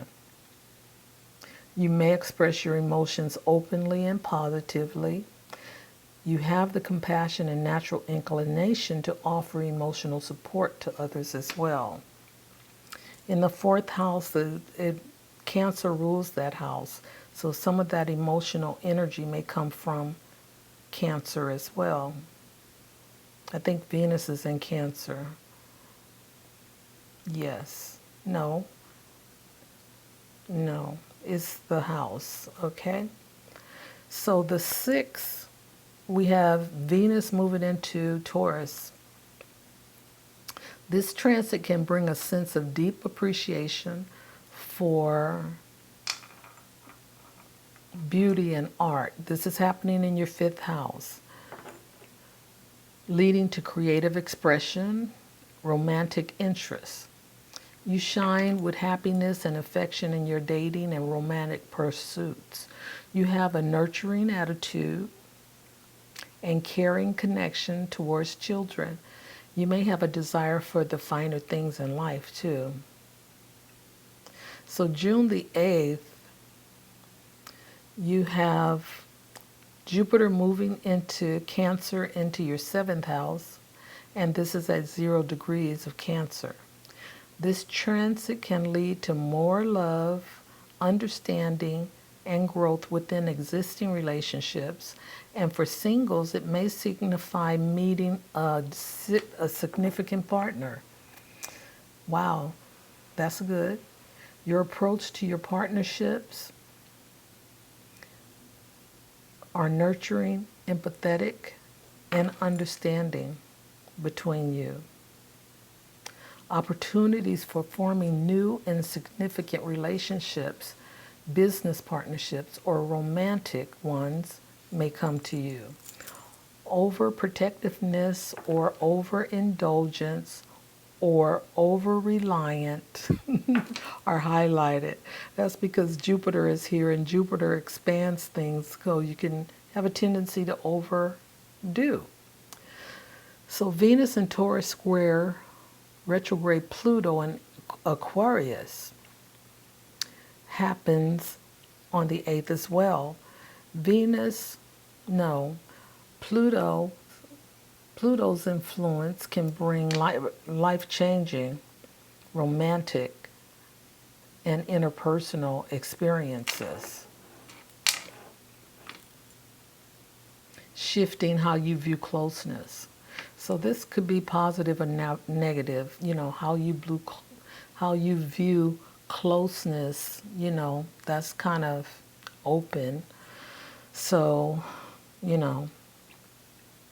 whatever that means to you. So addressing unresolved issues or past patterns may lead to healing and growth. You may have to confront repressed issues, insecurities, and underlying issues that may be affecting your relationship as well.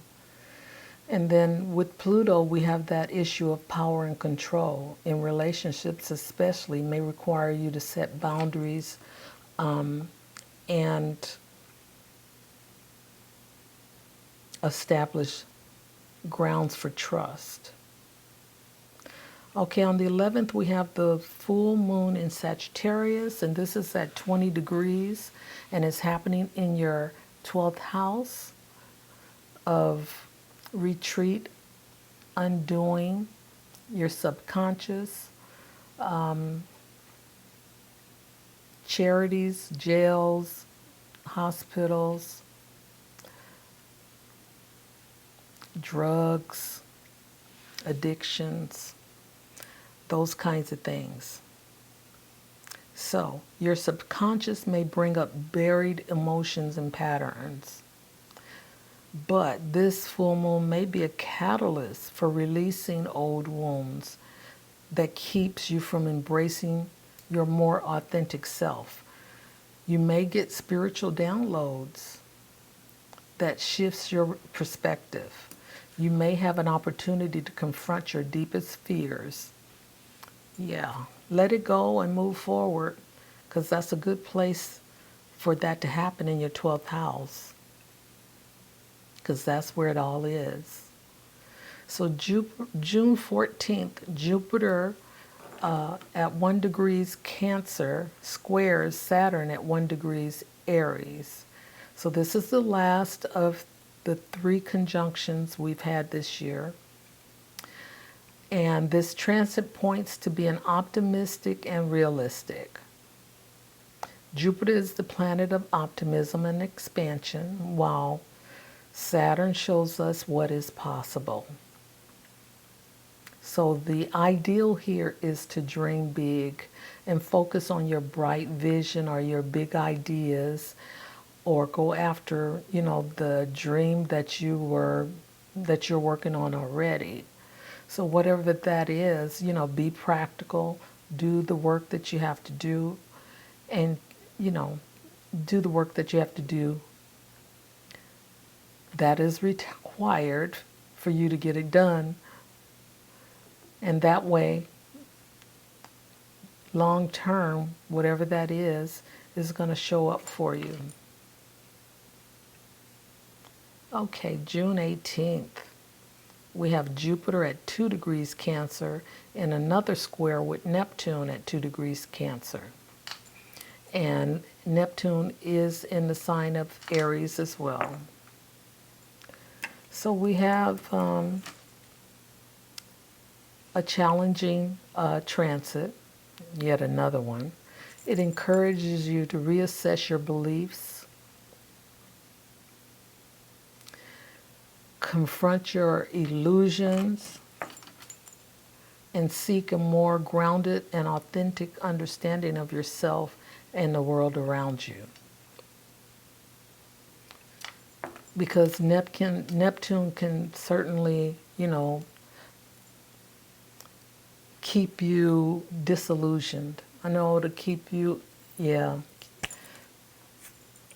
will just keep you in the fog. Okay, so on the, let's see, we did Neptune. And there's also a square with the Sun and Saturn, if I didn't say it. These are the times when your ego may be challenged. You may be pessimistic. You may be depressed. The Sun is your ego. Your ego may suffer because getting your way is not happening like you expected it to. However, Saturn wants you to work at it. Stay focused. Okay? So on the 25th, this is the last thing I have for you for this month, Capricorn rising. We have the new moon at 4 degrees of Cancer, and this is in your 7th house. The new moon may spark fresh starts in existing or potential partnerships, romantically or professionally. Your existing relationships may become more serious and emotionally intimate. This is a good time to work towards harmony and understanding in your relationships where there may be disagreements. I apologize. I told you how Gemini gets me scattered, and it's just happening right now, but forgive me, I'm getting through it. You may be drawn to relationships that provide emotional security and comfort, or you may feel a greater need to nurture your partners. Okay, so whatever that is with the new moon, you set your intentions for what it is that you want. But remember, it's in the seventh house. So work on the seventh house themes, okay, of marriage, partnerships, relationships, open enemies, legal contracts, divorces, things of that nature is seventh house energy. Okay? So, Capricorn rising, until next time, bye for now. Hello, my beautiful Aquarians out there. Welcome to my channel, Astro Cheryl, and this is your monthly forecast for June 2025. Now, let's get right into the reading. This month start out with June with Venus, Neptune, Saturn being in its fall, and Chiron all in the sign of Aries. And towards the end of the month, the Sun, New Moon, Mercury, and Jupiter being exalted, are all in Cancer. Okay, so at the beginning of the month we have fire energy. At the end of the month we have water energy. Okay, so I must tell you first, I'm not a Gemini, but Gemini energy tends to make me a bit fidgety. It affects me, a little bit more. I have planets in my third house, which is ruled by Gemini and Mercury. However, this happens all the time. If the moon is in Gemini, now the sun is in Gemini right now as we speak. So I've been fumbling, but I'm powering through, okay? So forgive me if I stutter. All right, so let's get into it. We have Venus conjunct Chiron in Aries at 26 degrees, and this is happening in your third house. This transit may prompt you to confront and heal your emotional wounds related to communication, relationships, or your immediate surroundings. Okay, so the third house rules our siblings, our friends, communication, short trips, our community, neighborhood, neighbors. Okay, and in this case, whatever your immediate surroundings are is just that, okay? So this may involve revisiting past experiences or identifying patterns of behavior. You may need to express your emotions in a healthy and assertive way. You may need to revisit your boundaries or learn to express your needs more clearly where your siblings and close acquaintances are concerned, okay? There's a moon in Leo that trines this conjunction as well, which, uplifts, brings light into the matter. So you may express your emotions openly and positively. You have the compassion and the natural inclination to offer emotional support to others as well. So this is a good thing. You can get through it, Aquarius rising. So on the 6th, we have we have Venus ingress to Taurus, which is the sign that she rules. And this is happening in your 4th house. So this transit can bring a heightened desire for comfort, luxury within your home. Renovations, purchases, or improvements are possible. There may be an increased contact with family, particularly with your mother, if she's still with us. Or you may have a deeper focus on strengthening your family bond. You may bring the party to your home and experience joy, pleasure, and comfort. Okay. On the 8th, we have Jupiter ingress into Cancer, and this is happening in your sixth house. Your sixth house is the house of your daily routine, your health,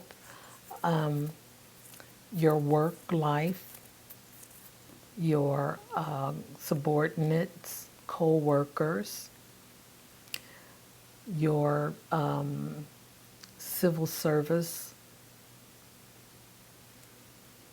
responsibility. Okay, so we have, what did I just, okay, here we go. This transit supports recovery from illnesses. Yay! And encourages a focus on physical fitness, holistic healing, and a balanced lifestyle. Okay, now before I go any further, because this is in the sixth house, this is the house that Cancer is in.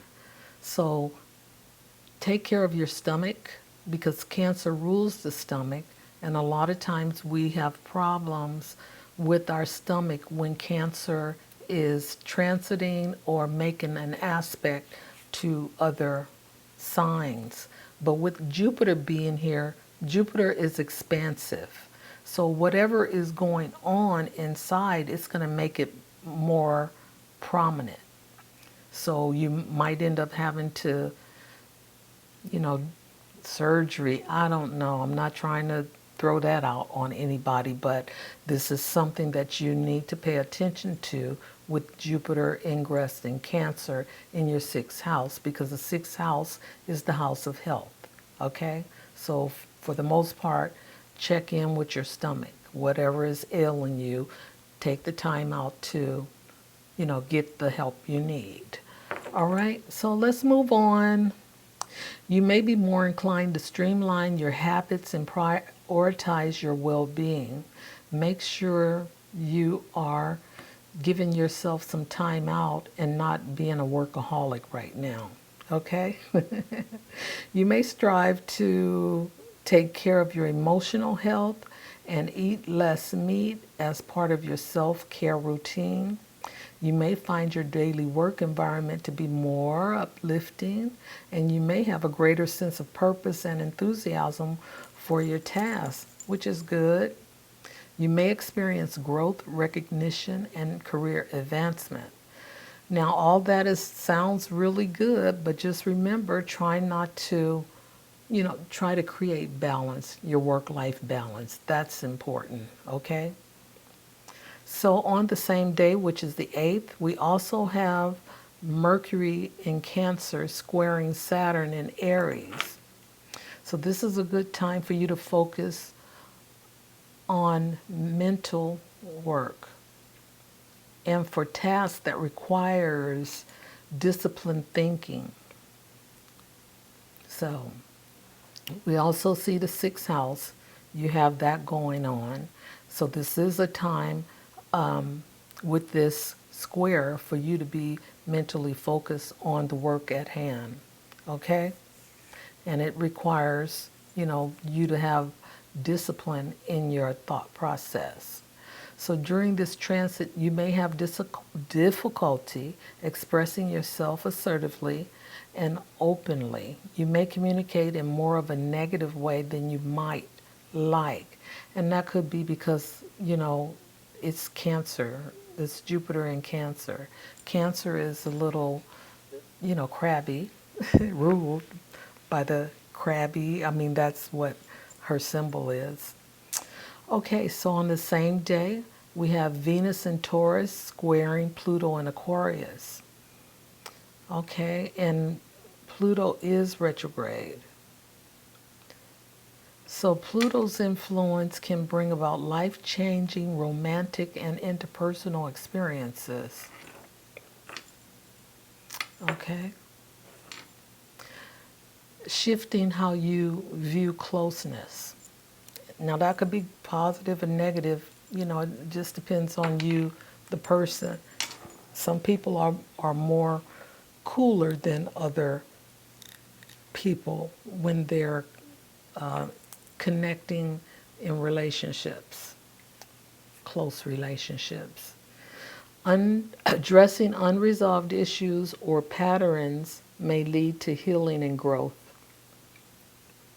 So try to let go of things that no longer serve you, because we have that full moon coming up on the 11th. So let's see, what was that here? You may have to confront repressed emotions, insecurities, and underlying issues that may be affecting your relationships. Power and control issues in relationships may require you to set boundaries and establish trust. Okay, and then here we are at the full moon on the 11th. So this is a prime time for you to just let go of the Venus square stuff. Okay, this full moon you may identify and release what outdated beliefs or limitations that are hindering your growth and your sense of freedom. And this is happening at 20 degrees Sagittarius, and it's in your 11th house of organizations, social groups, clubs, friend groups, that kind of thing. So you may experience endings or resolutions in your social circles. So you may be changing up. You may take a break from social media, or a friend may move away. It's also a time to reflect on the impact of these relationships on your emotional well-being. How are they treating you? It's also a time to reflect on the impact of these relationships on your emotional well-being.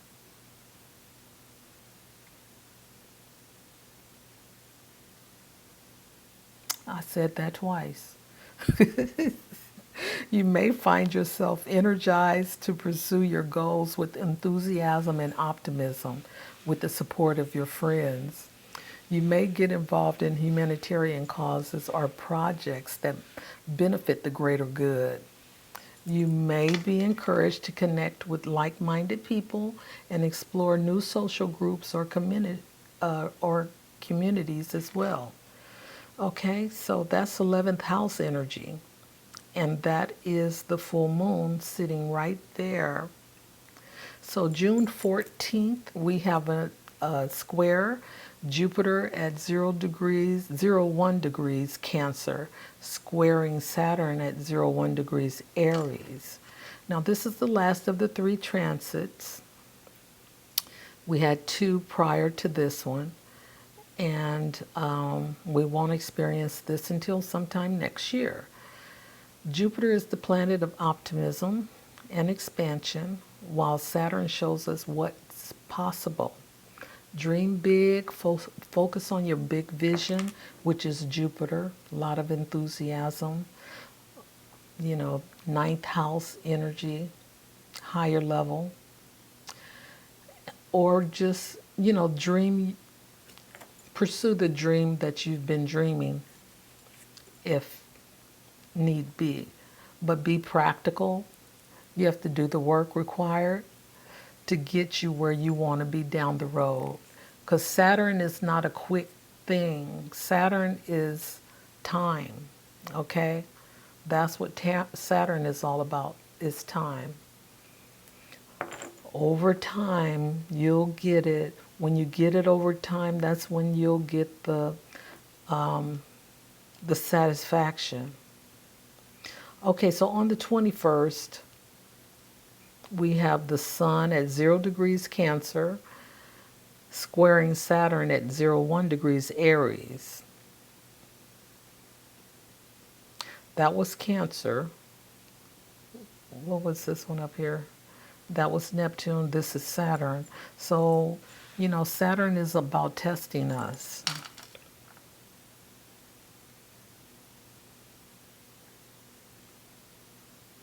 I don't know where, I think I made a mistake. I should be on the 18th of June, which is Jupiter squaring Neptune. Okay, that's where I should have been. So this transit may be challenging. It encourages you to assess your beliefs, confront illusions, and seek a more grounded and authentic understanding of your self and the world around you. Okay, so right before that we had, the Saturn square, Jupiter Saturn square, and now we have the Jupiter square Neptune on the 18th. Okay, so this can be some confusion going forward, but just know that this too shall pass. And for some, it just depends on your chart. What is, what's really going on in connection to these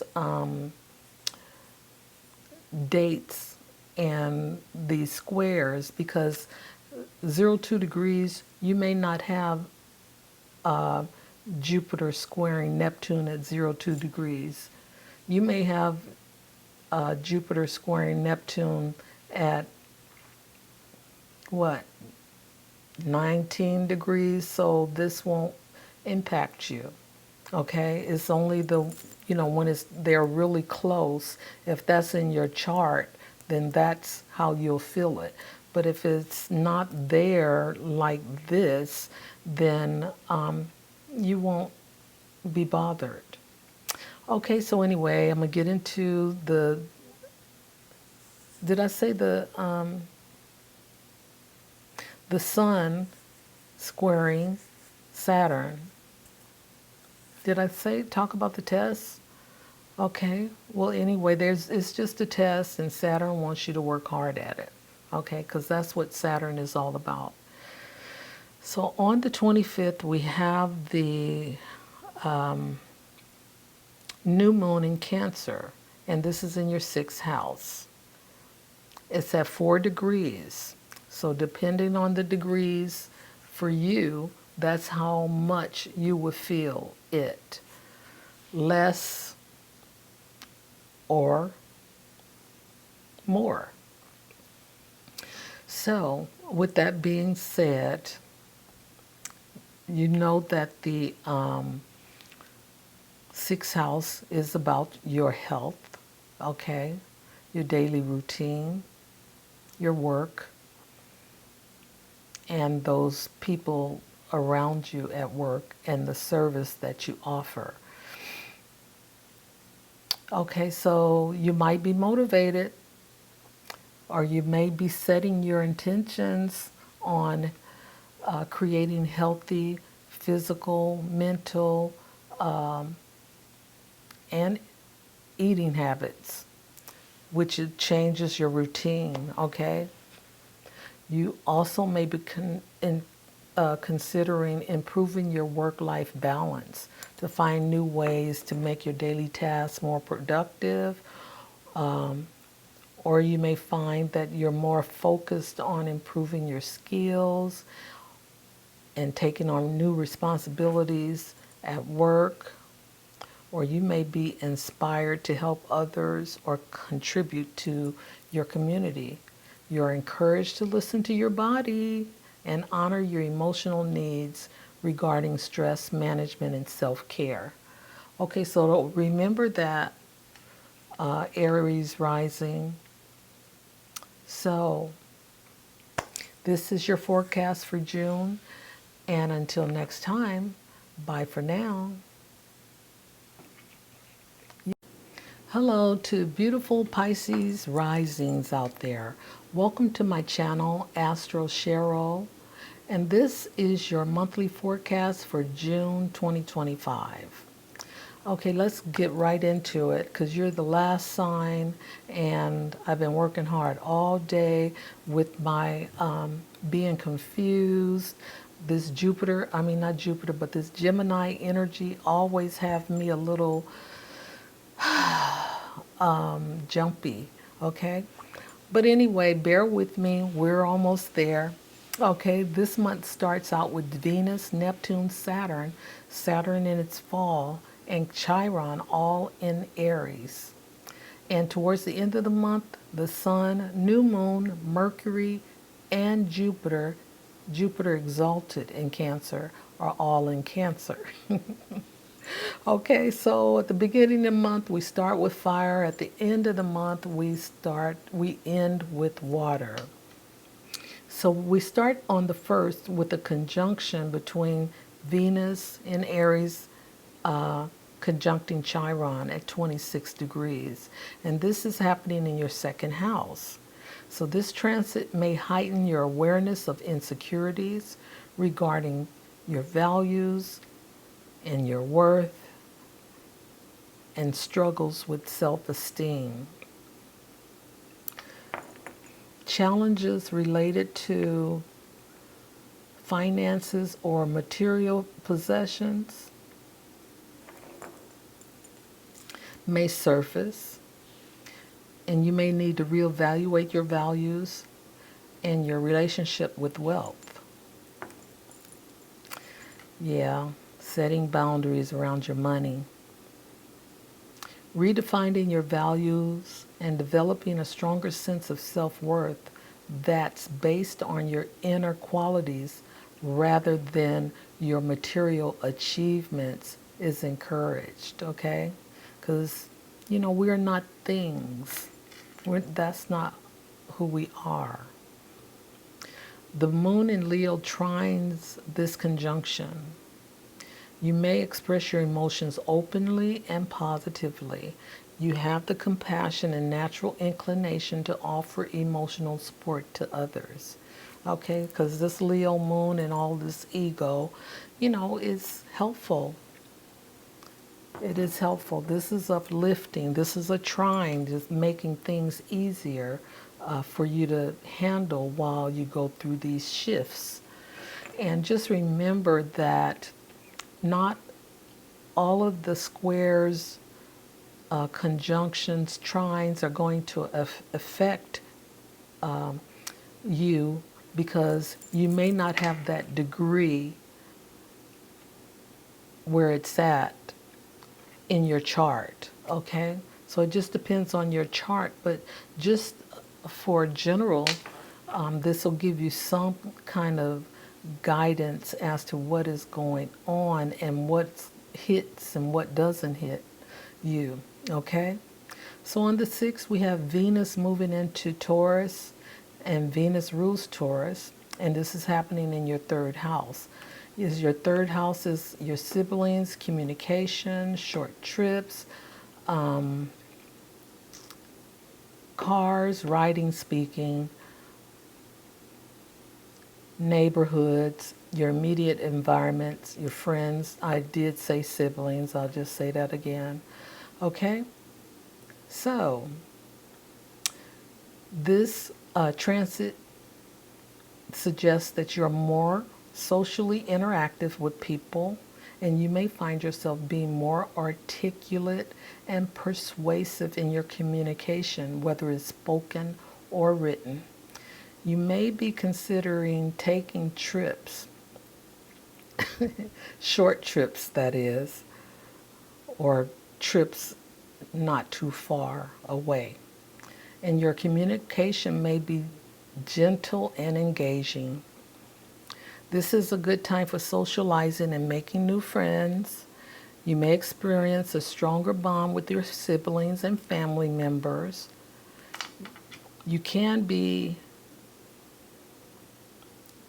This can be a good time to learn and acquire new knowledge through informal methods like conversations and experiences.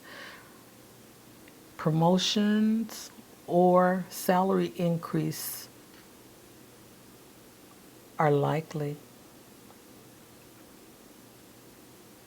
Okay, on the 8th, we have Jupiter moving into Cancer in your 5th house.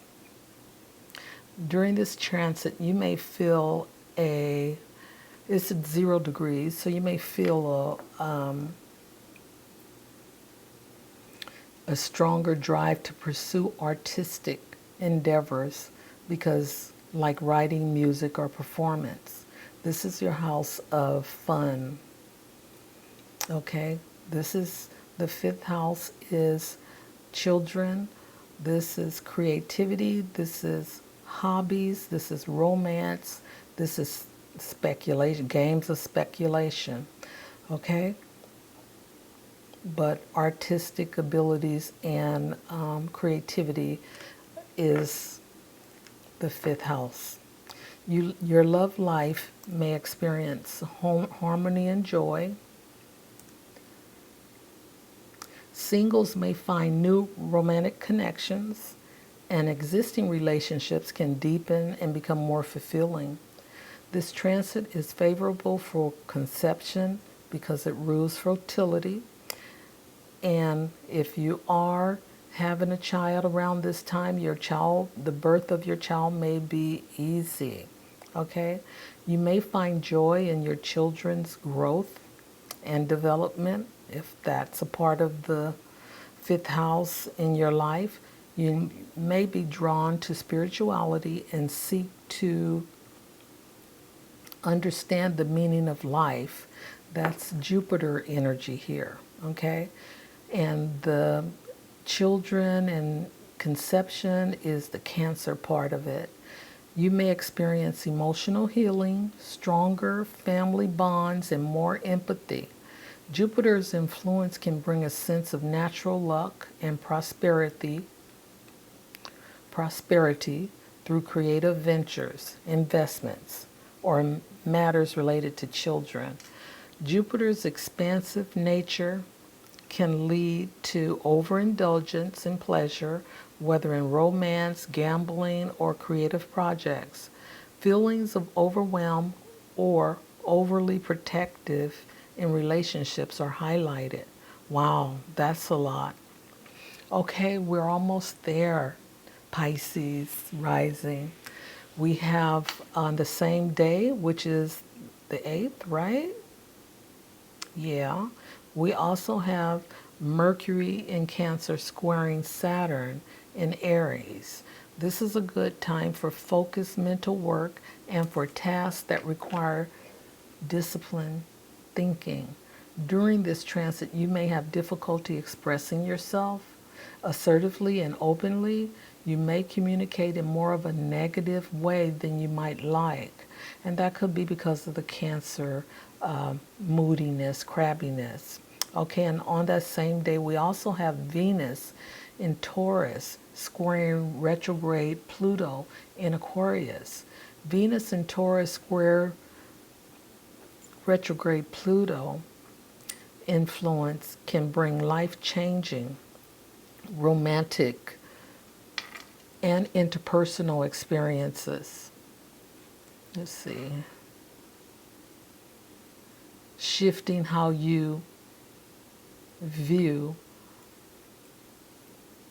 closeness. What does being close to your partner mean to you? Or how do that translate?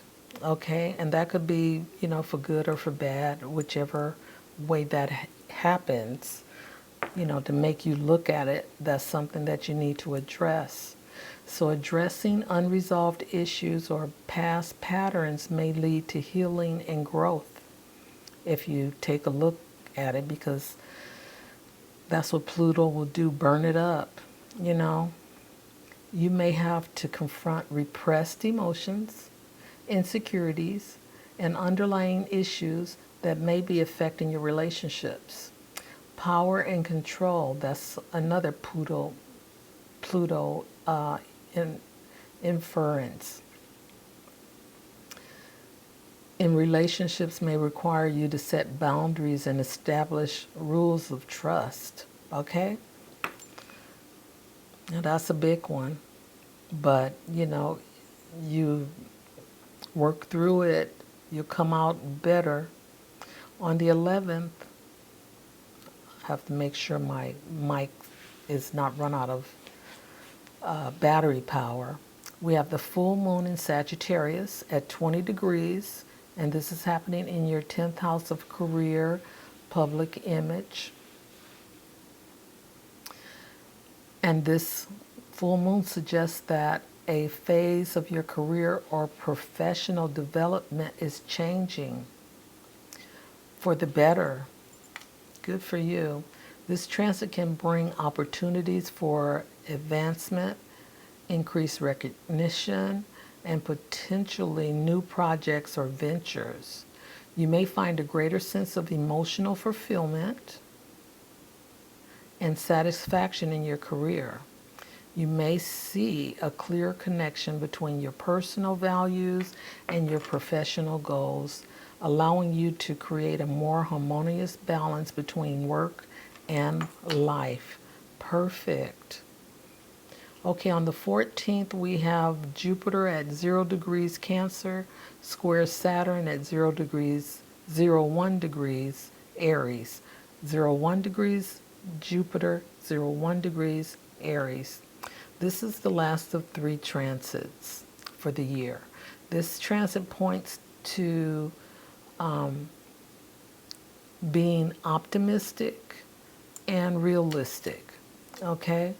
So Jupiter is optimism and Saturn is realism.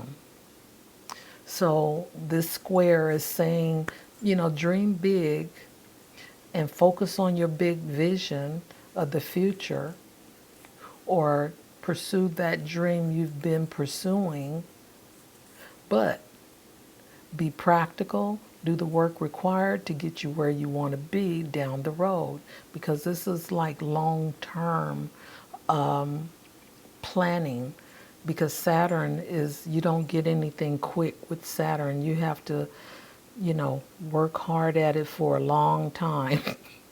A long time, but you'll get there. So anyway, on the 18th, we have another square with Jupiter squaring Neptune, and they're at 2 degrees. This is challenging because Neptune is your spiritual inner self, okay? And Jupiter is all about your belief system and expansion. But, with the illusions from Neptune, you have to find a way to ground yourself through this energy, because either way they could take you, to overdo, like Jupiter overdoes things, okay?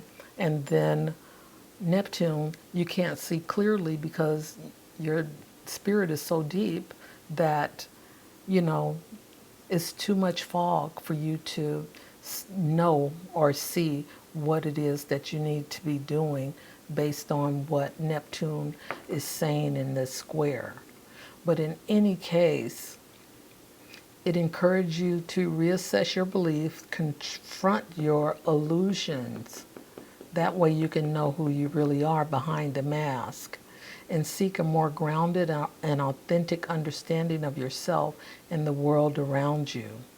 Because it's just like the first house, we wear a mask. This is the mask that people see. They don't see what's really inside. They only see what's outside. And that's the same with Neptune.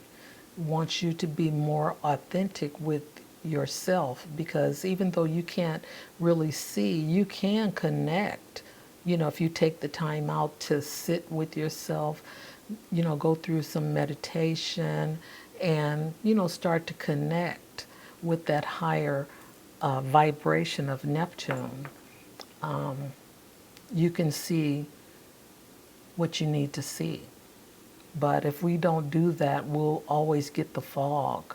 And then again, having these 2 big planets, squaring each other, it's like, oh Lord, what am I going to do? I'm doing too much. Or, no, that's not, somebody may see something and you see it differently, and it's like, oh shoot, it's too much. Okay, overload.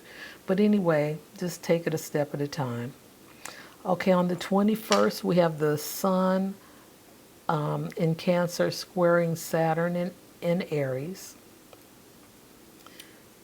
This is a test that happens when Saturn is around. Okay, so this this transit challenges your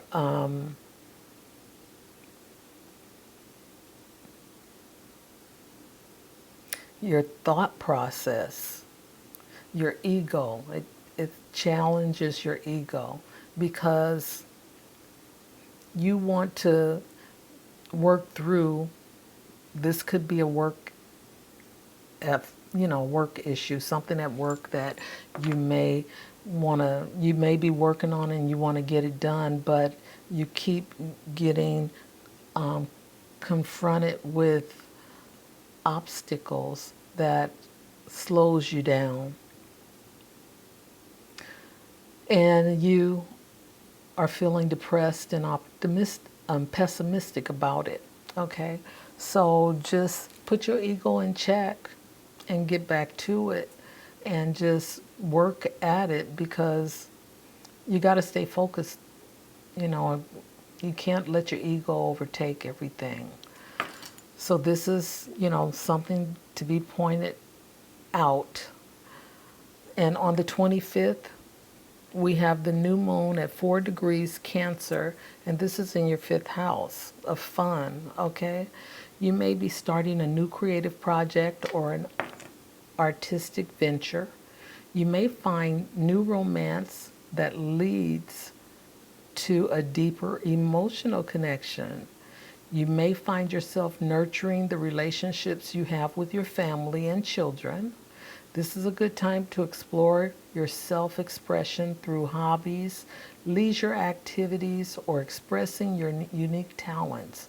Allow yourself to feel and express your emotions authentically. Trust your instincts when it comes to matters of the heart, creativity, and family. Okay? Cancer is that instinctive body because it rules the family, it rules ancestral heritage. Okay? So, Pisces rising, this is your forecast for the month of June 2025. And until next time, bye for now.